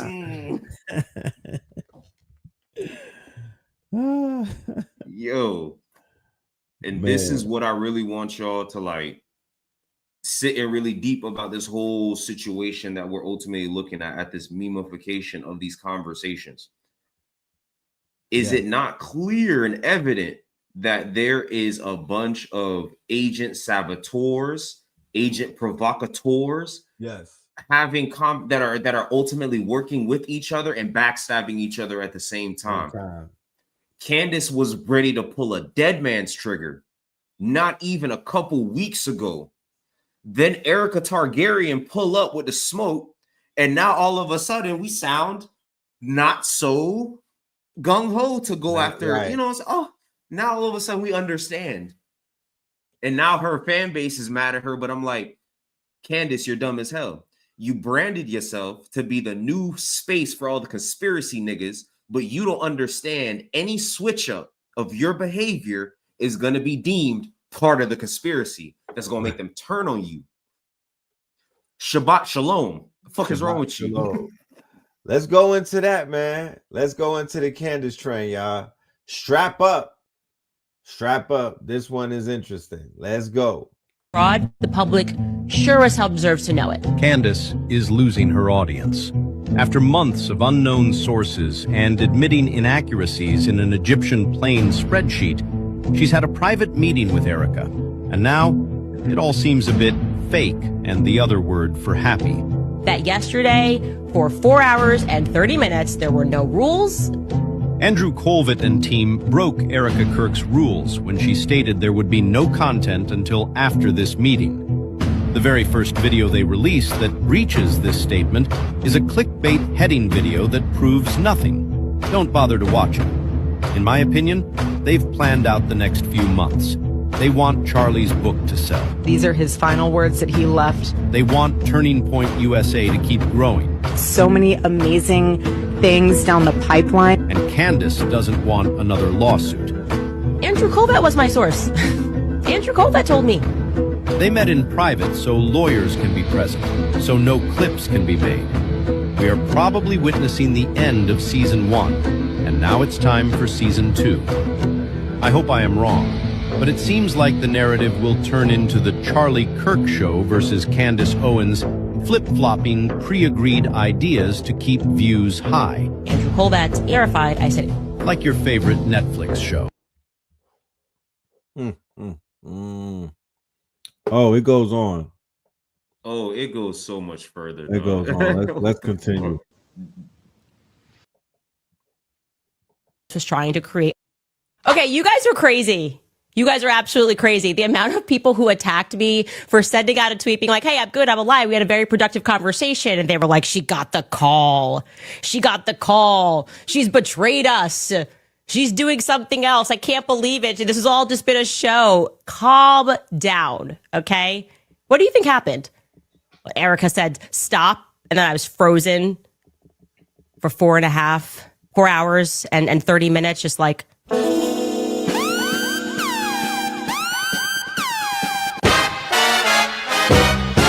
sort of like, hey, I felt name checked by the podcaster Candace Owens, this obvious setup, and then asking me to stop. And it's interesting to hear Erica say that the reason she didn't ask me to stop in the beginning because she was actually learning things from the show. She was actually learning things, and that I think she similarly felt that Barry Weiss was trying to create a moment. Obviously, it's who Barry Weiss is. It's the Zionist lobby. One piece of this where I still don't understand it. And the magic bullet. I said, one of the reasons why I really want to sit down is because I want to walk out of here and feel confident saying to my audience, hey, like, there's stuff going on behind the scenes, but Tyler Robinson shot Charlie Kirk. And I said that. I want to hear why people feel so confident at Turning Point USA that Tyler Robinson is the guy. And at this point, they elected to call the lawyer. What I got from the lawyer did not make me feel that Tyler Robinson shot Charlie Kirk. He spoke a very long time. I asked, can you share with me what it is? And I said, when you share this with me, I will not say what that thing is. If we want to protect the integrity of the case, I'm not going to, if you say, we've got the footage of him taking a shot, I promise I won't say that to the audience, but I will communicate to them that you have something that is solid. And no. To the exact contrary, this guy effectively said, not effectively, he said that they have nothing but the affidavit. Okay, so what we have seen is what they have. So with that in mind, I'm sitting here going, why are you signaling? Why do I feel like the public's being gaslit on this? There's been nothing that's convincing. There are so many commentators who have gone out and said to you, it's overwhelming. The evidence is overwhelming. The text messages that don't have a date, that don't even sound real, that's overwhelming. That to me feels really fake and gay. I really do want to say that to every commentator that is out there trying to tell the public and insisting that if you say it enough times it'll become real, you're actually just being dishonest. Man. Let's go. Saying that you have your paper and pen because this is part 3 of Candace Owens' Sit Down with Erica Kirk. And because, of course, remember, like I said earlier this week, right? This is white woman entertainment. Yeah, the people who are attacking Candace Owens are white women. The ones who are locked in on this shit are white women. Who are they doing this entertainment for? It starts with white women. It trickles down, of course. Women, black women are, they're gonna throw their 2 cents in. But my niggas, this is the new form of entertainment for white women. This is white women soap opera. This is WWE, y'all. The greatest fucking show on earth that oil money can buy. Big money is funding this, y'all. This is built. Remember, the Republicans on the far right, Charlie Kirk had 3 billionaires funding him. They all got multiple billionaire donors, right? Multiple billionaire donors. So this is the new soap operas. They want to clear Mikey McCoy's name. Erica Kirk brought Mikey McCoy's call logs. Initially, we saw videos of people from Turning Point USA saying that Mikey McCoy, the first thing he did when Charlie was shot was pick up his phone and call Erica Kirk. And this was within a minute of Charlie Kirk being shot. Well, the call logs show that actually Mikey McCoy called his wife and was on the phone with her for 10 minutes and then three-wayed a couple of other people, including, I believe, his father. Then eventually he did three-way in Erica Kirk. Again, the call log does not match up with what Turning Point USA was originally saying happened. And Candace brings up the Bibi Netanyahu offer to Charlie Kirk.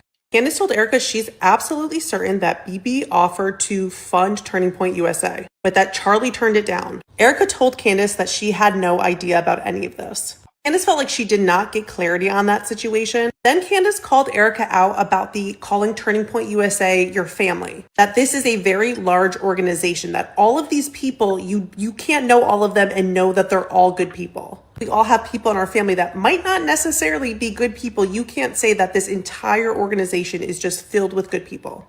Then Candace talked about the timeline of the event that took place at UVU campus and how that kind of shifted around, and that there had to have been footage after September 2nd of Tyler that was at the outdoor event. Then Candace talked about how Turning Point did a live stream the day that her and Erica met, even though they technically said that they weren't going to be live streaming. And that this guy over here confirmed that these text messages he believes to be real between Tyler and his lover, and that there have been people out there that confirm that they actually do talk like this to each other.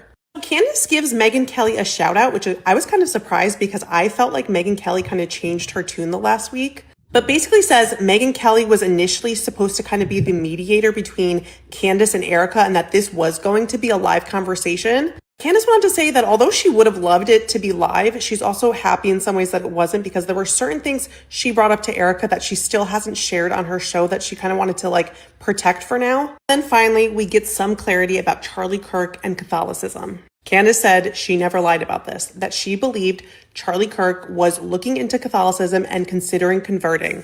She said that Erica confirmed it. It is weird that the whole Alex Clark podcast came out and basically joked around about it. Yeah, right. I just went on to say that. So all that talking, right? But no talking about Charlie Kirk being a racist. no conversation about the crazy shit that Charlie Kirk said about black folk. Right? That's what nobody in the podcast world is even talking about. So it's almost like it's an agreed upon reality. You know? Dot Shalom, yo. They playing. And this is where it's just like, all right. And I was watching a video, and what the person was saying, what the creator was saying was basically like, yo, the way Candace moving right now is like she just got called into the principal's office. And then after she come out, she trying to flex with her friends, like, I wasn't even that serious. It wasn't even that deep. You know what I'm saying? So I'm like, so you got called into Vince McMahon's office. You see what I'm saying? They smacked you up a little bit, let you know what the fuck the rest of the tour gonna look like. And they gave you a new script, and now you with it. You got press. You got press like press on nails. Yo. Feel me? You got bench press. Yo, son. Because again, I'm looking at this from a level of, this is the same woman that was ready to do all this dead man trigger shit, that was talking about getting assassinated and all this shit. And now you just... I've sent emails to all of my closest friends. They've been told where to pit I've given them the safe combinations. You see what I'm saying? All of this extra shit just to capitulate basically in one meeting. Damn, Candace, at least make her meet with you 2-3 times. At least then I can say she said something that might have convinced you. One time, one sit down, 4 hours is all it took for them to line you right up and straighten you back out. All right, cool. I got you. Now you work for Turning Point USA again. Great. Crazy work. Shit, wow.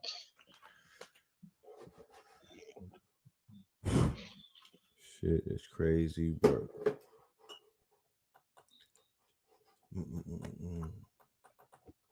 I'm having a little bit of technical difficulties right now.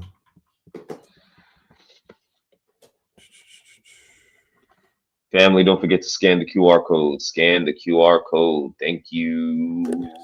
Tap in with us. We do a lot of amazing things, lots of amazing events, lots of amazing products, services, courses, all type of stuff in the imaginary. Let's make sure we, you know what I'm saying?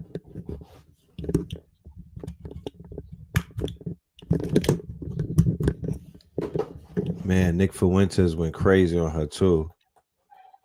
Yeah. I've seen that one too. And this is why I'm like, this right wing civil war is kind of fun.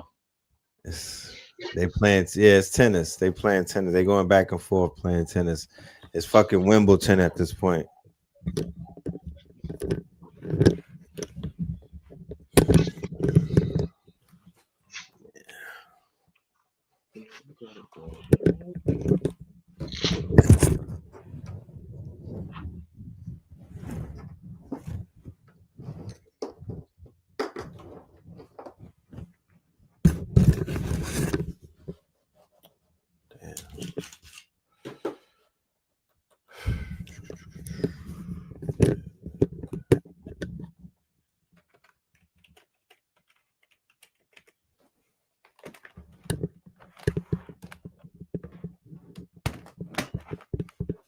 Damn mouse is acting, it's like frozen. So I can't pull my camera back up.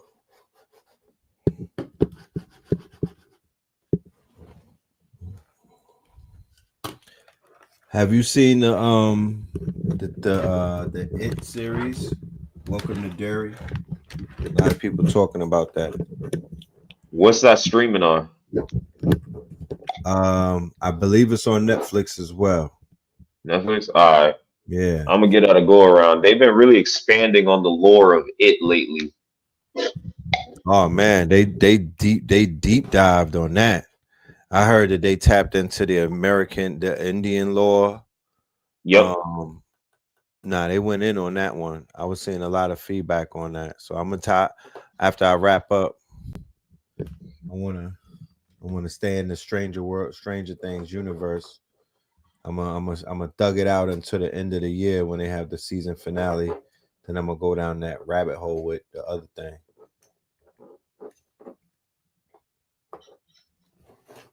What else has been?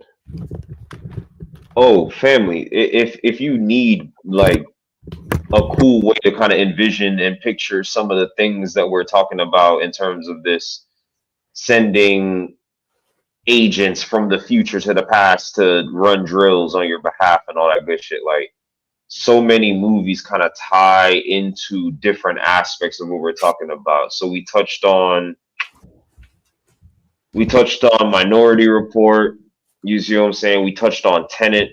You see what I'm saying? There are aspects of this that are related to Ready Player One. There's aspects of this related to Blade Runner. You see what I'm saying?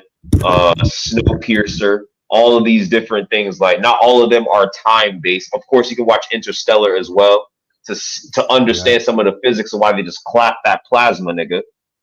Right? Because all of Interstellar is about the black hole, right? What is a black hole made of? A star. What are stars made of? Plasma. When you do fusion, right? You know what I'm saying? You might open up the door to some other shit. Just saying.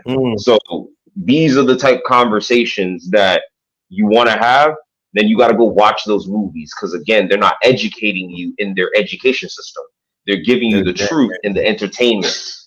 Right. More truth is in the entertainment than in the education. Also, Looper is a good one as well. Looper is good. Yeah, Looper's real good. The way they laid that out. You said Interstellar. Interstellar will give you a little bit of it too, because they deal with time and just the relativistic scientific aspects of it. Right. Because understand, in order to do any real time travel, you got to break the light barrier. Like that's number one. So right. this Speaking of whatever they're dealing with time has already travel, seen. right. And speaking of the time travel assassins, and speaking about time traveling, let's go into Brown University, ladies and gentlemen, so we could go ahead and raise eyebrows about another blatant psyop black flag. Report that Brown University released in October. Has anybody read the report that Brown University released in October of this year? Pretty crazy stuff. I'm sure it has nothing to do with why they were attacked. Mm-hmm.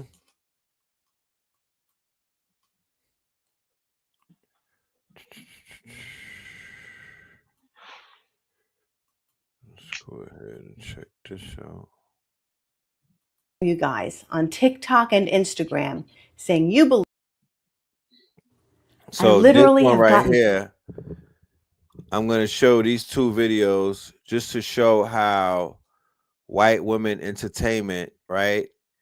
How their lore, how they create their lore. This is QAnon 2.0, right? We're going to show you the memification on how they're going to take, because everything that you're seeing is a result of the Charlie Kirk thing, right? It's the Kirkification of the far right, and then vicariously the far left, and then everything in the middle.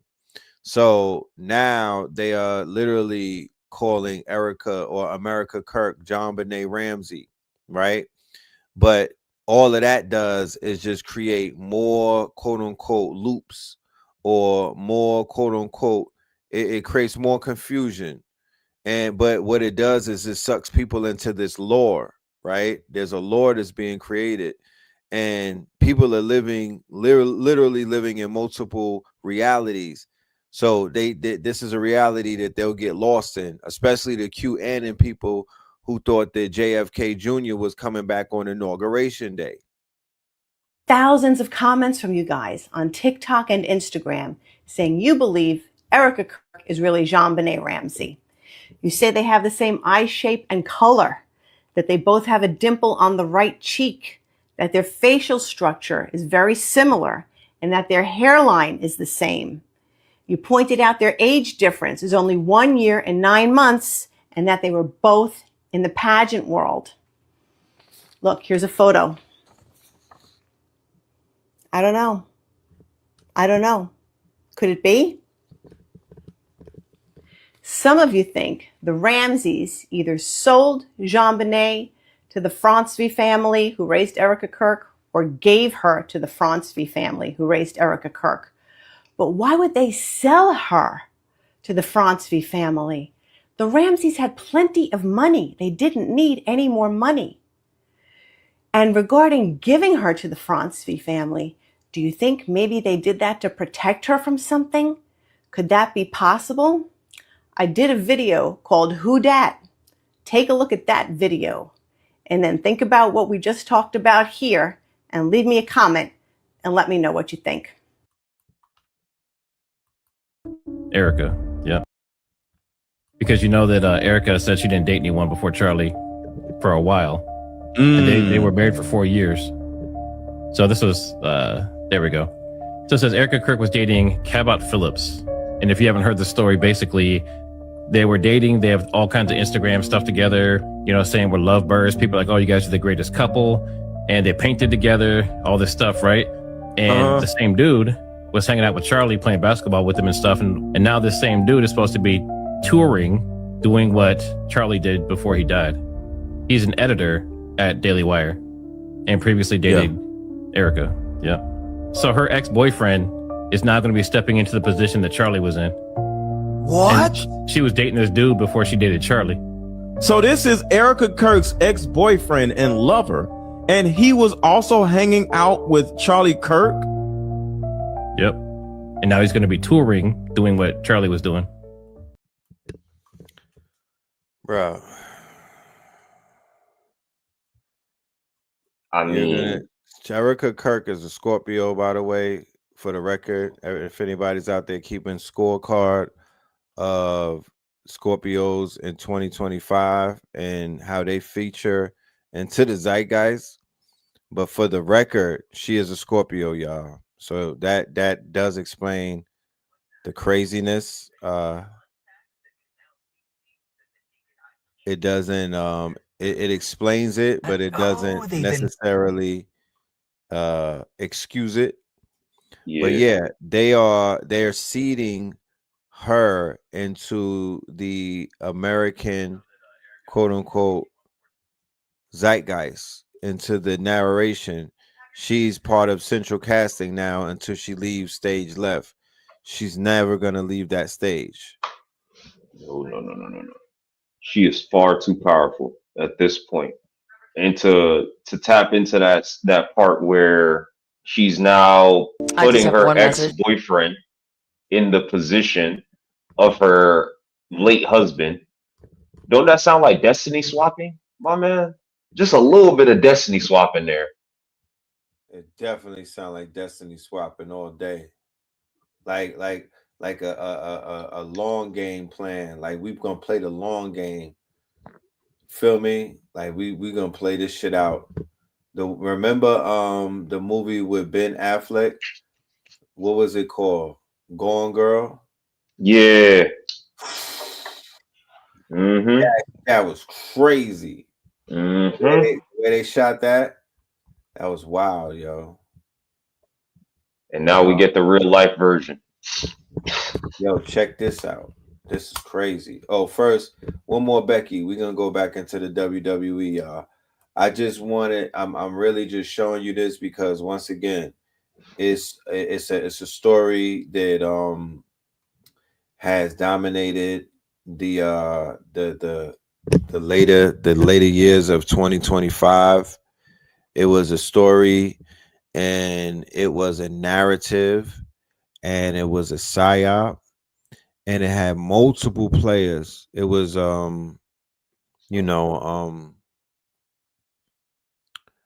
it's a real world game, right? Like Pokemon Go or whatever, but it's steeped into into what they call conspiratorial. It's bred in circus for a large base. Literally, Trump is bred in circus. You know, literally, Trump is the whole of his whole term. Because keep in mind the right wing podcast bros got him into the White House. So it's not like they're gonna just be doing interviews with Donald Trump through his 4 years. What they're gonna be doing is they're gonna back certain narratives, and they're gonna exasperate certain quote unquote storylines like Vince McMahon taught them to, because Vince McMahon is playing a role in the scripting of the Donald Trump presidency. His wife is running. Susan McMahon is dismantling the Board of Education, but Vince McMahon, who retired, he let Triple H and them run the wrestling thing. But Vince McMahon and his people are the ones probably drawing up the script behind the scene for certain actors and certain players, like Jake Paul types, all of those people. Even though they were saying, oh, there was a bunch of people saying, oh, I regret voting for him. Oh, this was horrible. Aiden Rothstein, I believe it was maybe the Nelk Boys. They expressed that they interviewed Netanyahu, and they were like, oh, I don't know why we did it. You did it though. Once again, throwing the rocks and hiding your hands. Once again, no, Vince McMahon, he had to dissolve his ownership. Don't be fooled. He had to dump whatever he had, and he had to put people in charge in order to be the face of it. But don't ever think that man lost all of his all of that value on that company that he ran up billions dollars up on. Yeah, the Saudis, yeah, they are buying up everybody's defunct cars. Them Saudis is breathing life into mad dead, they breathing life into all type of dead shit in America, betting on crash capitalism. They're hedging on bread and circus. So when I found out about the role that they play in Africa with these quote unquote genocides, yeah, you know, I don't ever want to hear nothing about them again. This is what it all come down to. Like, and again, I can't stress this enough. You can't beat tactics you don't understand. Like, that's why we're here covering this shit. If you really think that what's going on is legit or real, or I bet even deeper still, even if you know it's fake, but you don't know how it's fake, you can still get caught with a sleight of hands. You can know it's a trick and still not be able to perceive how the trick was done to you. Right. And this is what we're dealing with. They're dealing with memes. They're making gods in your face. You see what I'm saying? And then they're doing all of these weird, tricky triple agent moves behind the scenes. You see what I'm saying? To further push the narrative that drives the god deeper into the psyche or the collective psyche, the blob, the show god of this shit. You see what I'm saying? Right.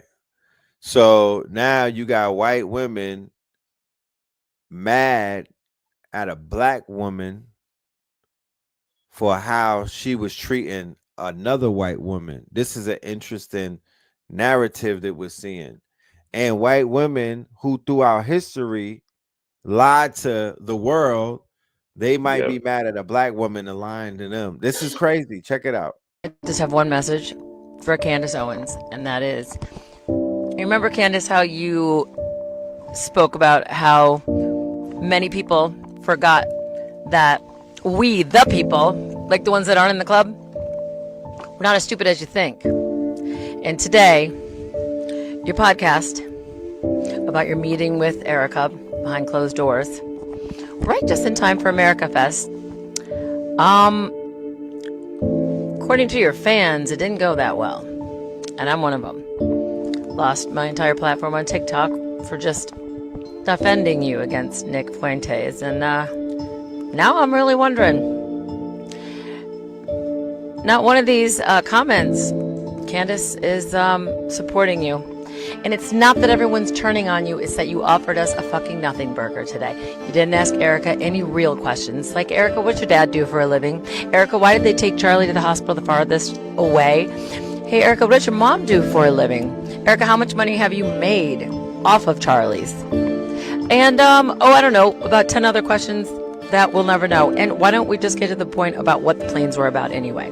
I'm done. I'm done with it. I'm done. And I'm really fucking disappointed. White tears. White tears.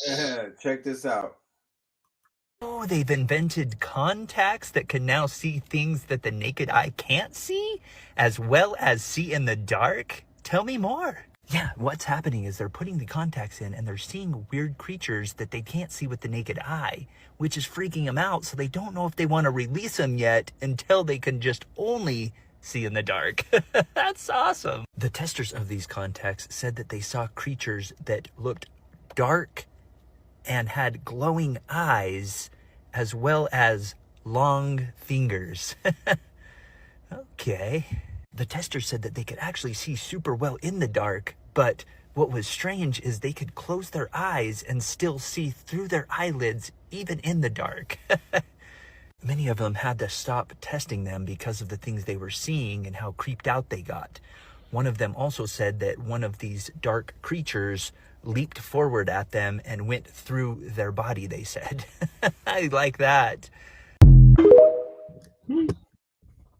Man, what if after December the 19th, we start seeing more than the light spectrum has allowed us to see? What if we start seeing gamma rays and microwaves and blue rays and theta? You know what I mean? Like, for real, what if we able to see this, quote unquote, you know, what if the curtain gets lifted? But back to Beckwith, back to old Becky, I just have one message, right? For The Candace caucasity of these Caucasoids, and I'm just showing this because this is to heal a lot of people's DEI, crash out, the DEI crash outs. And This is also just to show the hypocrisy of this year, the dichotomy of what we all witnessed. We opened up this year with them basically their husbands, their brothers, their uncles, their people desecrating our legacies, our cultures, scraping us off of the walls, firing the majority of our people in government and whatnot, right? And then they got played by a sister, you know what I'm talking about? Who they were riding with because she was riding for one of their own, right? Not because Candace was putting on for a black man. Candace was putting on for a white man who was slain and whatnot. But keep in mind, these are the same people who were literally on their knees a few years ago apologizing and sucking up to us.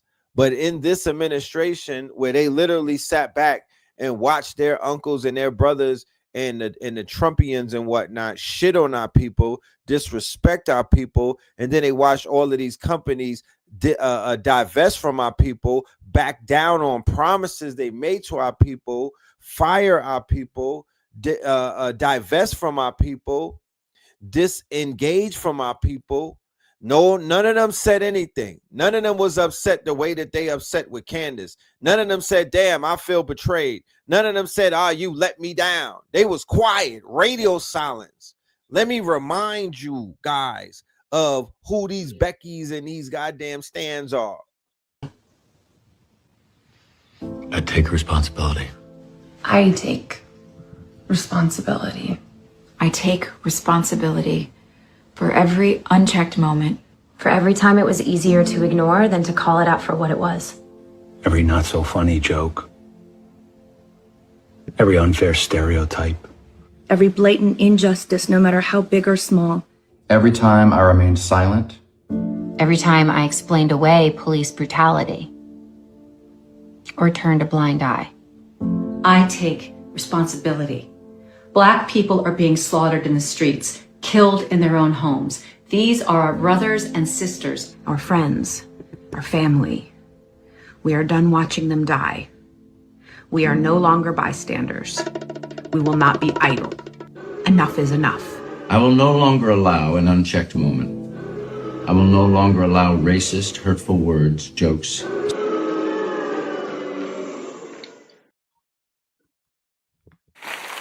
Shabbat shalom.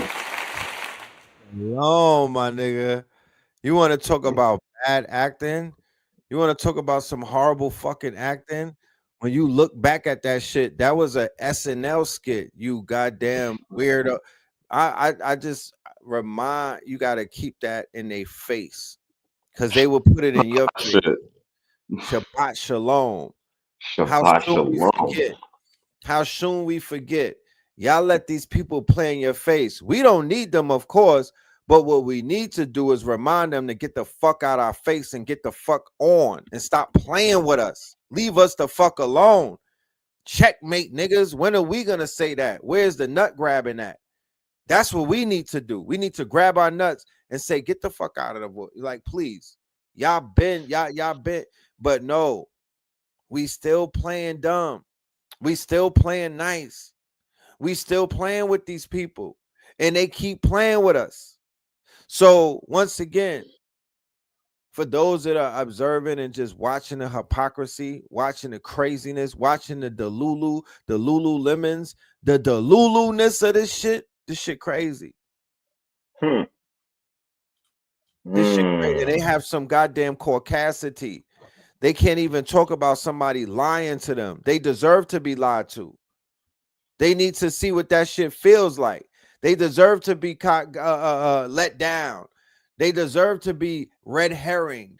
They deserve to be taken astray. The fuck? That's all they've been doing. This is not new. This is a recursion. It repeats itself. We just act like it's new. And this is the part, all right, and let's talk about it. It's recursive. So time doesn't repeat. It's humans that are repeatable and predictable. They're programmable. They're predictable. It's not time. It's the humans. It's the human, bro. Tom wants to change and do some other shit. We don't want to change and do no other shit. That's so someone said, where's the outrage? What outrage? For what? This is what they voted for. This is exactly what they all wanted. Dog. There's no outrage. They wanted a WWE show. They wanted The Apprentice as the president. And now here we are. And now we got it. Shabbat Shalom. It's a good day for them. Exactly. They got exactly what they bargained for. You feel me? And truth be told, I think this is a part of a long-term implosion plan. Like, none of this is going to buy them any more favor on the global stage. Western civilization is kind of done. Like, I need it. Like, BRICS is stepping up to do real things. You see what I'm saying? The American propaganda against China ain't working no more. Like, what else is there to do except for this thing to crumble away, for them to localize power? Why you think they trying to go into Venezuela? They can't be the world police no more. They don't have it no more. They still have the infrastructure for it, but they don't have the support. They needed blind allegiance. They don't have that. That people have the support that Hit speaks of is the belief. They don't have the hearts and minds of their subjects. So where they went in Africa, people were not believing in the American myth like that. So they couldn't bargain with the people. They couldn't sell them the dream. They like, nah, we good on that. We focusing on us. We'd rather go to Russia than go to USA, my friend. Like, we good. So they lost that. So they focusing on a region now, not a global domination, a regional domination. And it's literally in their backyard. They don't have to stretch themselves around the world. They're just gonna lock down America. They're gonna lock. That's why he came in and said, Gulf of America. That is a declaration of war. And what we would call imperialism, what we would call colonialism, or better yet, what we would call manifest destiny.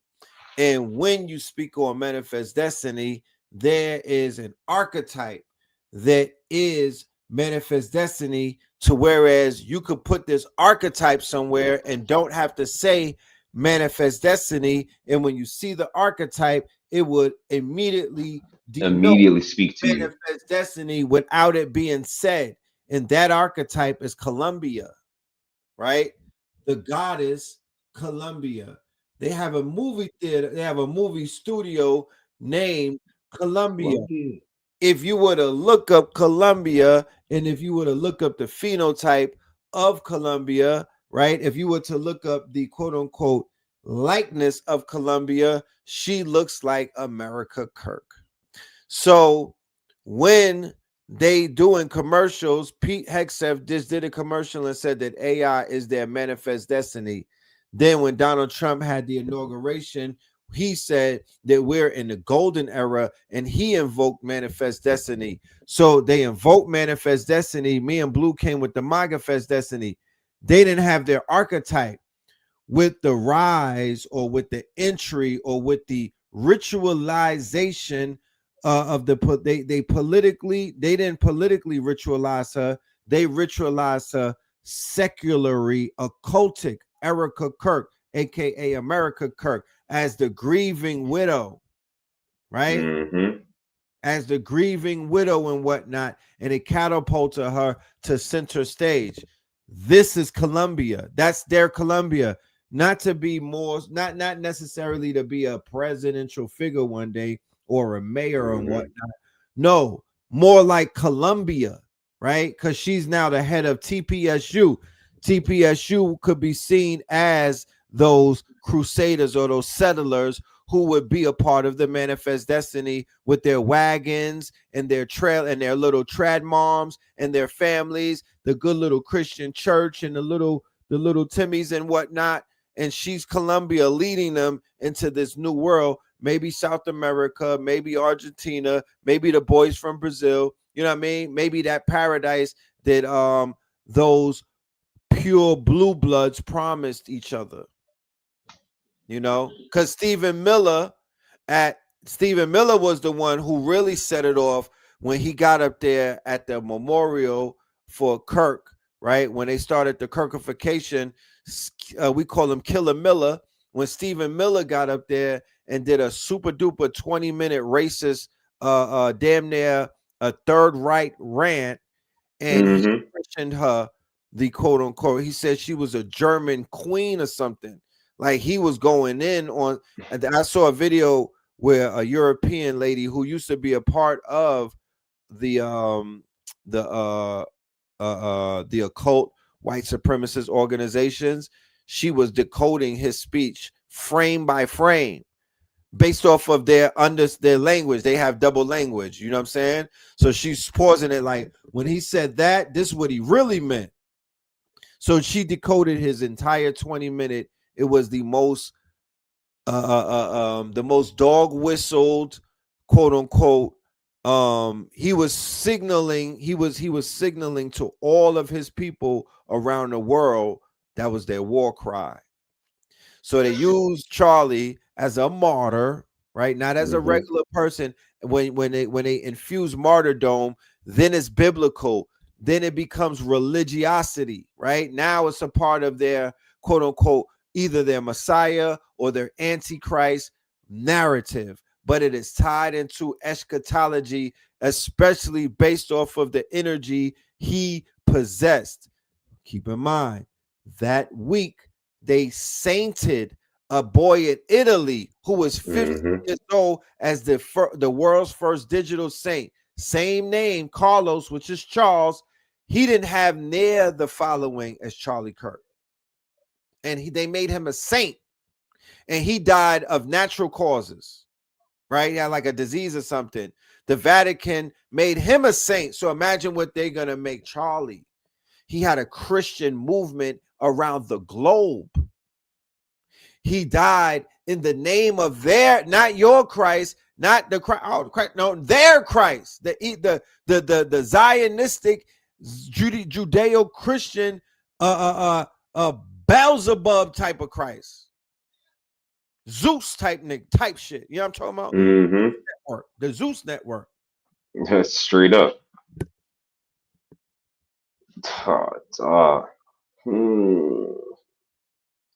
And this is what I'm saying. They build in real gods. Understand? They figured out the process, and they are now conducting the process in the way that makes sense for them. We do magic different because we's a different set of peoples. You see what I'm saying? This is how they get it off. And all right, on a deeper level, if Erica really is John Bonet, my nigga, isn't that the perfect way to wrap up a narrative? Isn't that you start with this lost girl, you know what I'm saying? And then boom, it ends with Erica Kirk. It turns out that's what happened to her. Now she's the leader of like you said, she's now the goddess Colombia, leading these people into a whole new promised land of white supremacy and manifesting that destiny. What a great, amazing arc for those who actually know what's going on. Right, because she has to, when she starts to speak, she has to continue his rhetoric. She has to now stand on what he stood on. If she sways one bit, they start stoning her from the pulpit, right? She has to be, so she hasn't started talking. Once she gets into her Charlie bag and starts to, she's going to become your biggest op because he was your biggest op. So she has to continue that, right? It will, of course, be masked. She's a Scorpio. So it's going to have lip. She's going to put lipstick on a pig and they're going to try to gloss over it, right? But that's what you're dealing with right there. They ritualistically, remember, y'all, this is all that they deal with symbol literacy, but they also deal with hyperstition, and they also deal with the magical, the meme magic of this internet. They know how to siphon it. They know how to create. They know how to manifest. They know how to charge up, quote unquote, particles. They know how to charge up memes. They know how to run the shit the way that they designed it to run. They've mastered it. You've mastered it as well to a degree. But there's you know, this is a battleground where this new level of magic is now a science. There you go. That's there you it. go. It's the simple way of saying it. It's not spookism. It's a science. It's algorithms. It's analytics. It's target marketing. Her mother at Charlie Kirk's funeral, she targeted everybody's phones there and basically tracked every single person who attended his memorial in Phoenix. That's how ill her mom's is. Because she works for one of the top technology. She owns one of the top technology and tracking companies out of Is It Real?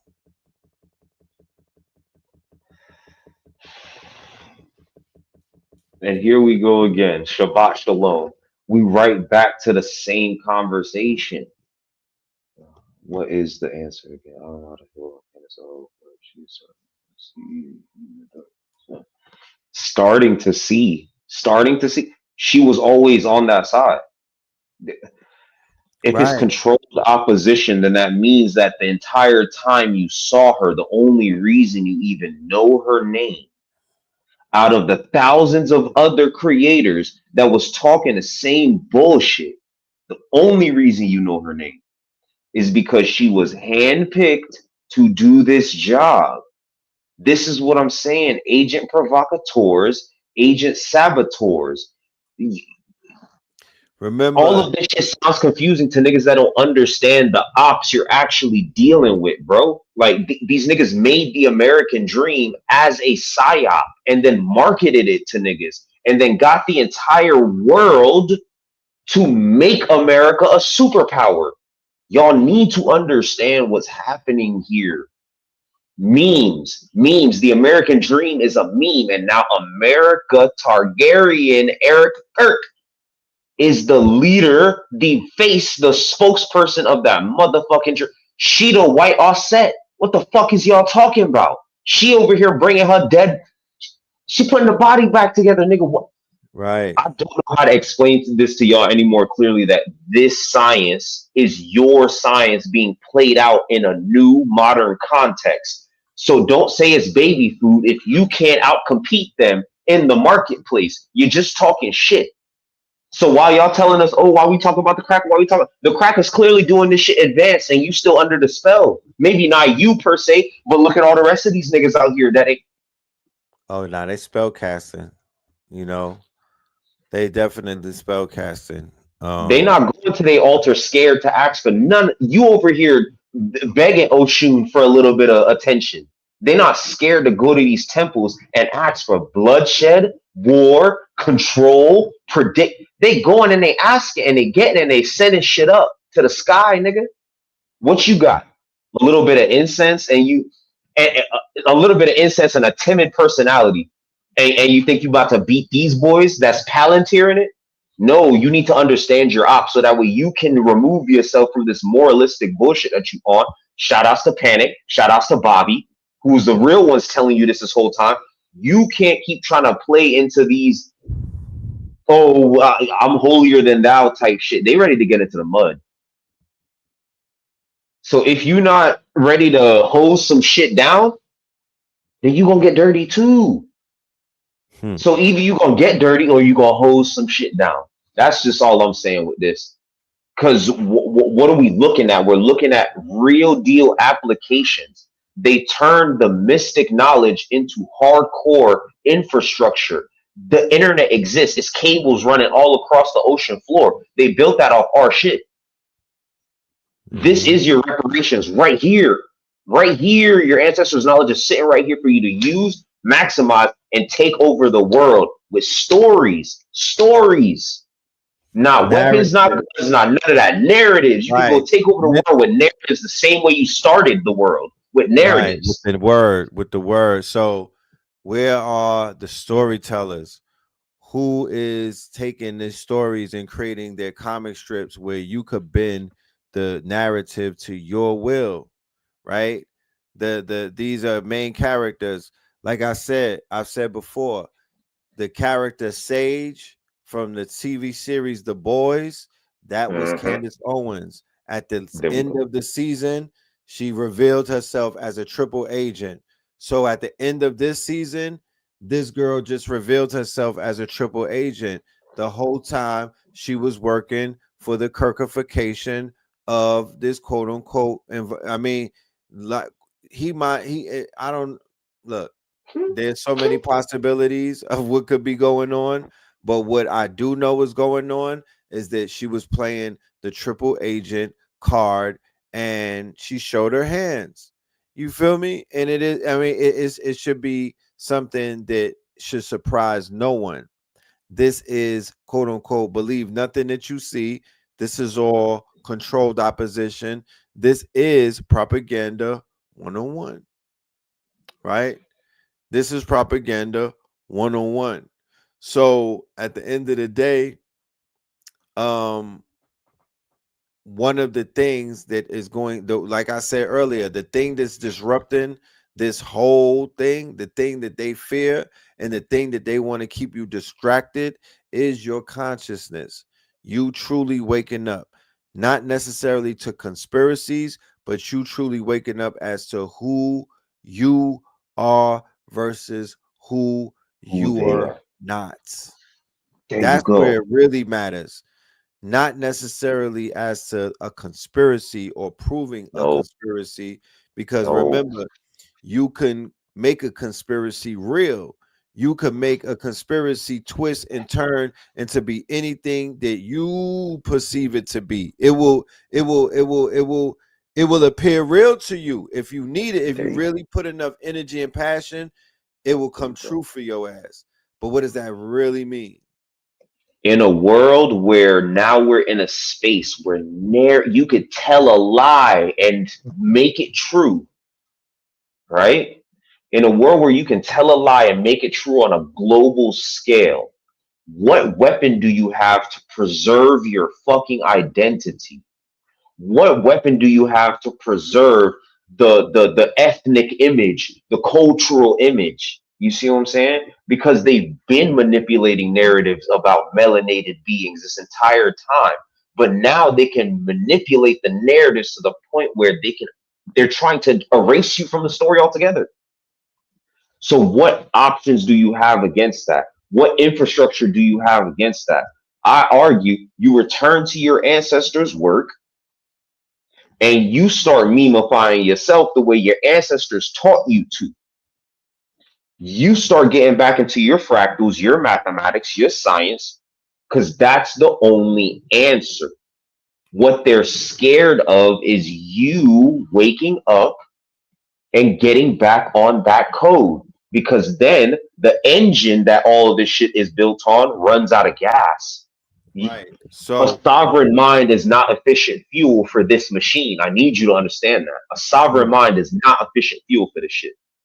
They need slaves.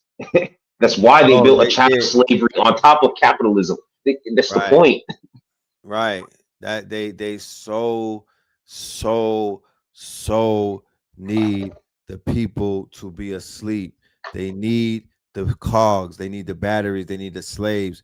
They need Zeus Network. They need the people distracted, fighting, eating bread and yeah, that's what they need. That's their goal. Yeah, give them bread, wine, and circus, and they be good. That is the fucking goals. So it is.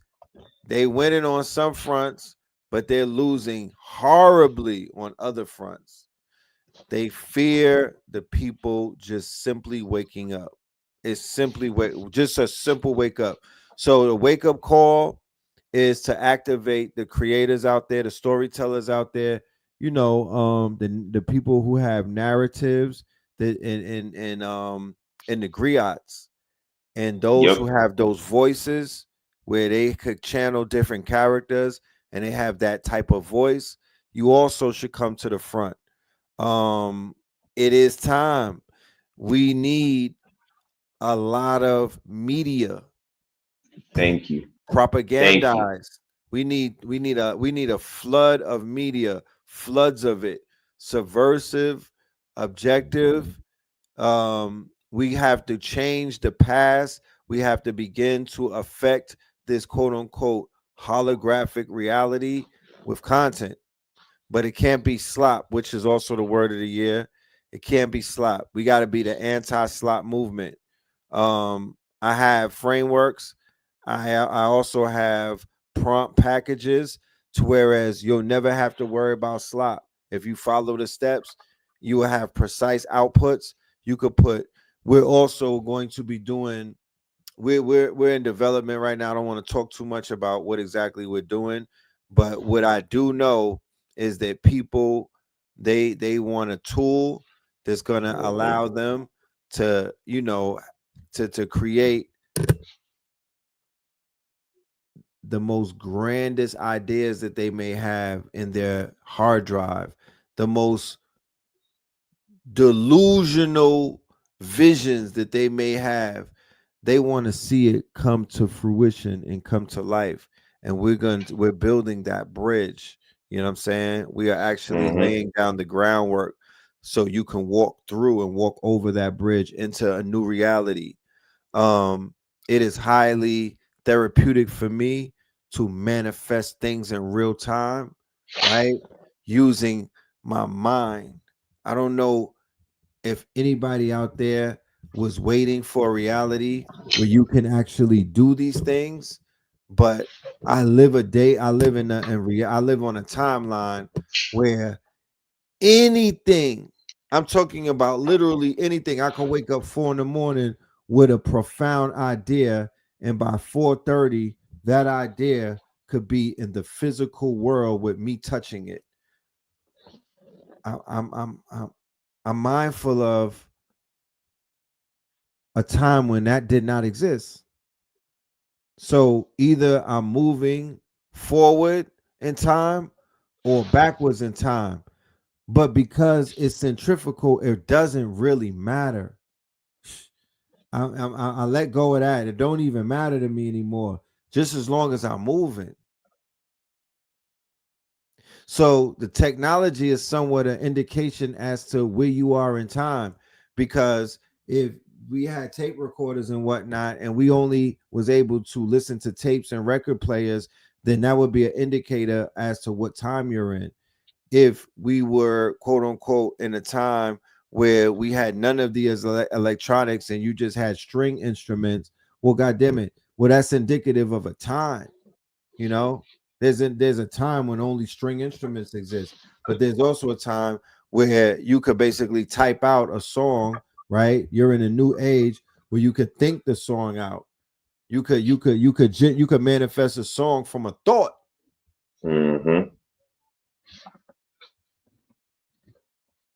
It's that easy. We're in that era now, and the real ultimate skill of humanity is adaptability. Adapt to the time. Adapt to the time. Matter of fact, let's practice a little bit of Sankofa. Let's bring some of those ancient thoughts back into the modern day, because what makes you think the ancestors wanted that shit to stay frozen back there? We're supposed to be building on those ideas and again, making them relevant to the time period that we're in, because the information they were giving us was archetypal, which means it's timeless in the first place.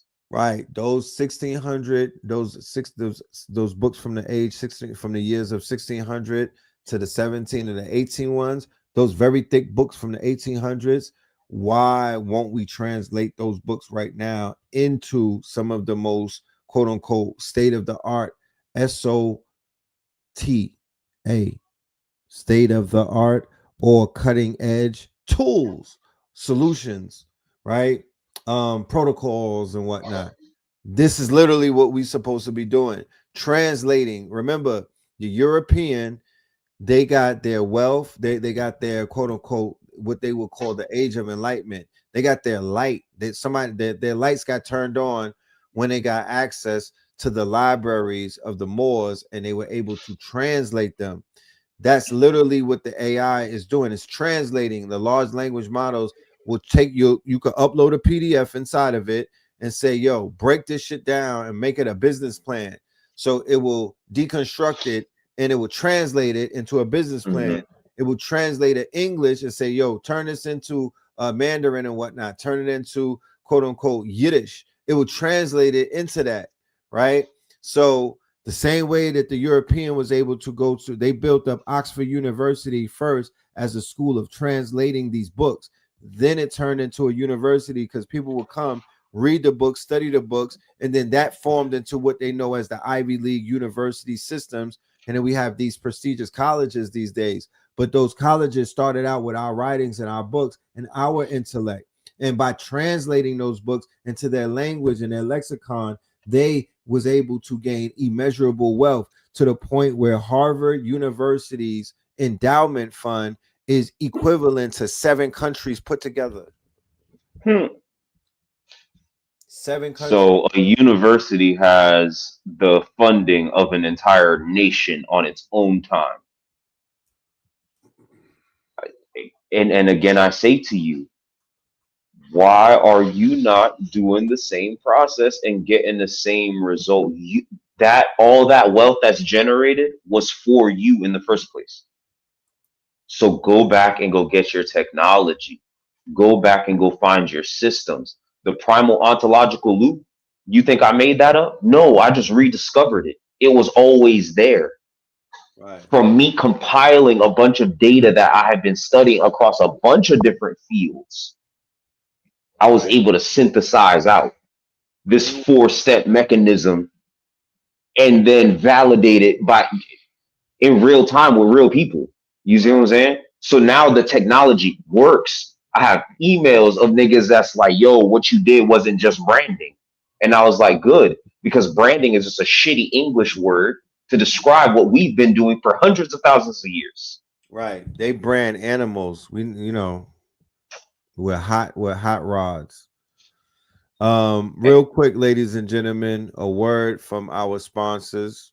Yes. We will be right back. All right. Let's go to the commercial. Peace, family. Peace to you and yours. Brother Red Pill reporting live and direct. Yes, I have some very good news. On Friday, December 19th, the day that the Third Eye Atlas is supposed to be in contact with us, we are going to be at Spin City headquarters, which is Sovereign Land over there at East Point, Atlanta. And we are going to be doing a winter solstice conference Friday, Saturday, and Sunday, featuring Bitcoin Bully, featuring Rosbin, featuring Ra Aku, Spin City, Brother Red Pill, you name it, and other special guests. Make sure you click on the QR code so you can find out more details. Seating is limited. This is going to be a closed door workshop. We get into it and whatnot. We're going into 2026 bossed up. You know what I mean? So this is for all of the people who caught a W this year.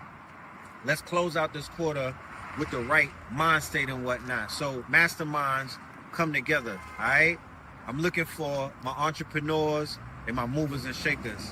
Salute. I see you. Digital nomads, tap in. See you on Friday. ATL. Yes. I want to reiterate that this workshop we're focusing and we are marketing to entrepreneurs. We've actually started a campaign. We did a digital campaign online where we were focusing and targeting serial entrepreneurs, developers, programmers, day traders, Forex, Web3 developers, crypto enthusiasts, people of that nature. And we also are inviting our Patreons, and we're also inviting anybody that took a workshop with us this year. Use the information, and the information turned into wisdom because it started working for you.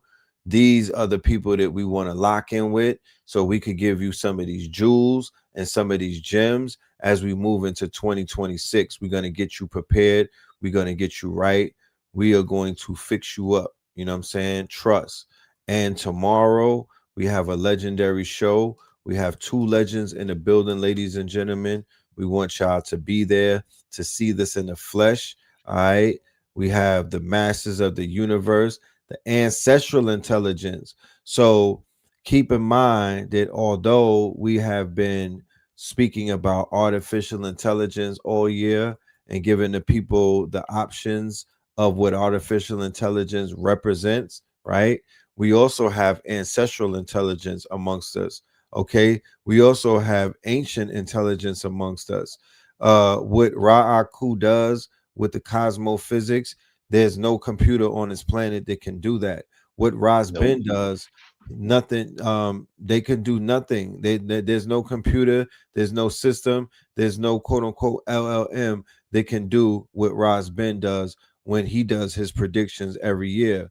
So we're gonna show and prove how the predictions that these two gods, these two master teachers have made over the year on this platform have come to pass, have come into fruition and whatnot. And we're going to show and prove that these two mighty master teachers deserve a lot more flowers than what this community and these networks give them. And that's no slight on anybody's behalf. It's just that, you know, sometimes we have to put things into its proper perspective. So the demonstration that you're going to see tomorrow night, along with the demonstration that you're going to get on the solstice, I mainly booked them for the solstice because there's power in what they're going to be doing on Sunday on the solstice, and they're going to open up with their science and with their intellect. This is not artificial. This is ancestral. So we'll start Friday building with the AI and the artificial intelligence for my ancestral intelligence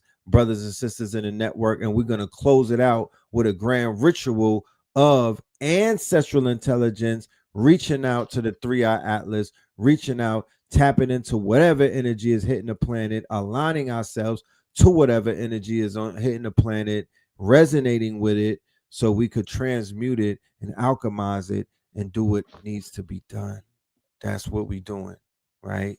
Shout out to Raku, shout out to Rasbin, shout out to HITSUYO Aku, shout out to all of the Akus, my G. This is Aku, you know? So that's what we got. The whole strong end. It don't stop there, ladies and gentlemen. The whole entire strong end is going down. It starts on Friday. We got the legends in the building. Like I said, we got Ra Aku, the Cosmo physician, pulling up, doing the magic and whatnot. The grand wizard and whatnot. Not Theodore, but the grand wizard, the big homie and whatnot. You feel me? He coming through. You know, he's gonna also be doing readers and whatnot. Yeah, you know, he's also gonna be doing his readings.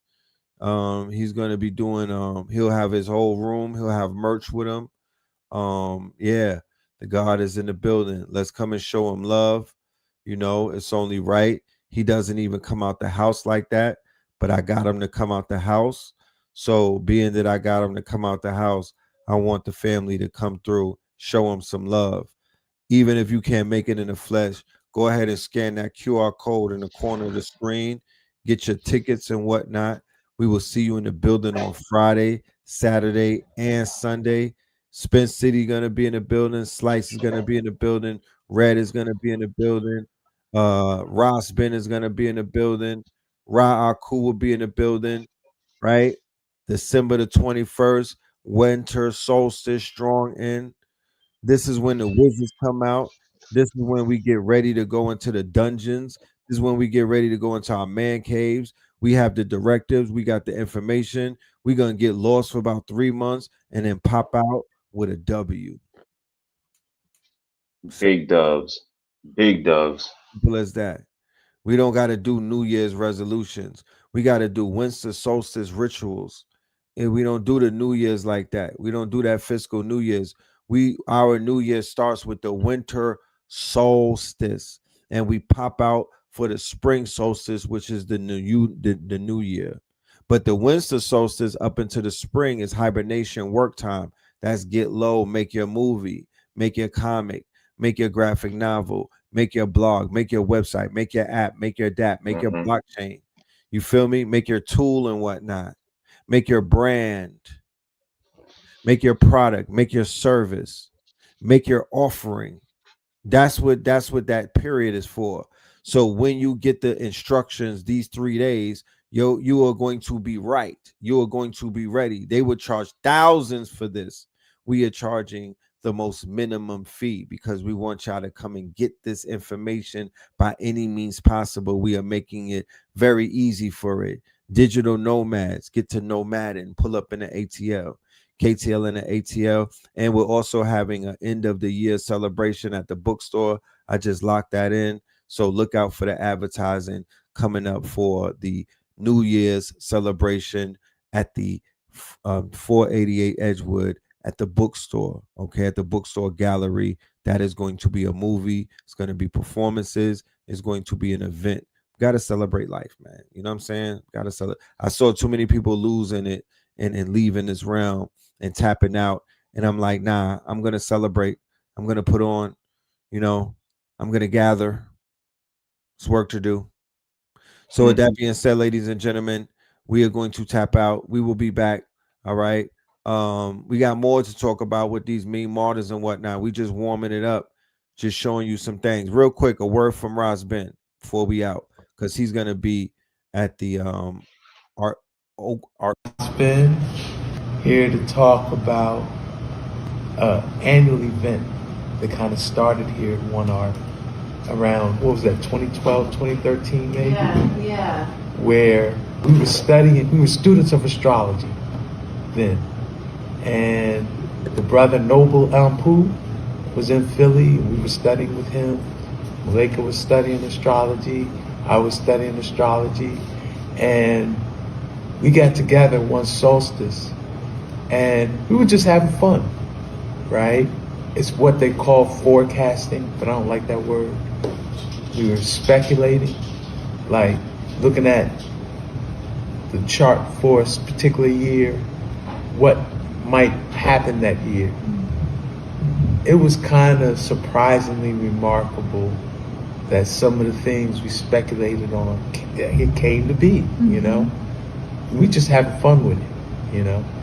So we kept it going though, you know? So here we are in 2025. It's grown into kind of like a internet phenom, because I've been working with the pillars, red and blue pill, and kind of like having fun doing what we would do here in One Art. We do it online, and again, it kind of be remarkable. The things that what we say, speculate might happen, how they've been happening, you know? So here it is, we're on the edge of 2026, we gotta keep the tradition going. So we're gonna be here at One Art on the 20th, the day after AI Atlas is at its closest approach to Earth, right? And the day before the actual solstice, wow, the 21st. So we'll be here on that 20th, keeping the tradition going, having fun, you know, speculating about what 26 may hold for us, you know? So, yeah. There you have it, ladies and gentlemen. With that being said, peace, love, and light to the family. All right, y'all hit the QR code if you want to get your tickets. Y'all stay prayed up, stay blissed up, stay dangerous. We will see you mañana for the show. Pay us in crypto. All right, peace. Pay us in crypto. Diamonds is dancing like they up in disco. You niggas in fist pump, you stay up at dip low. You niggas stay up and get low. Heard you way up in Frisco, and you say what the heck so. Every player gets nipped nose, acting gay up in Cisco.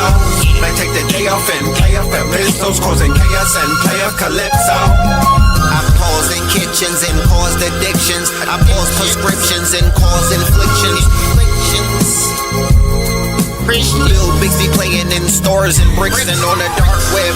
You gotta pause every doors, cause encryptions. Tesla engines, pause the pistons. I seen every floor I leave sore enlisting.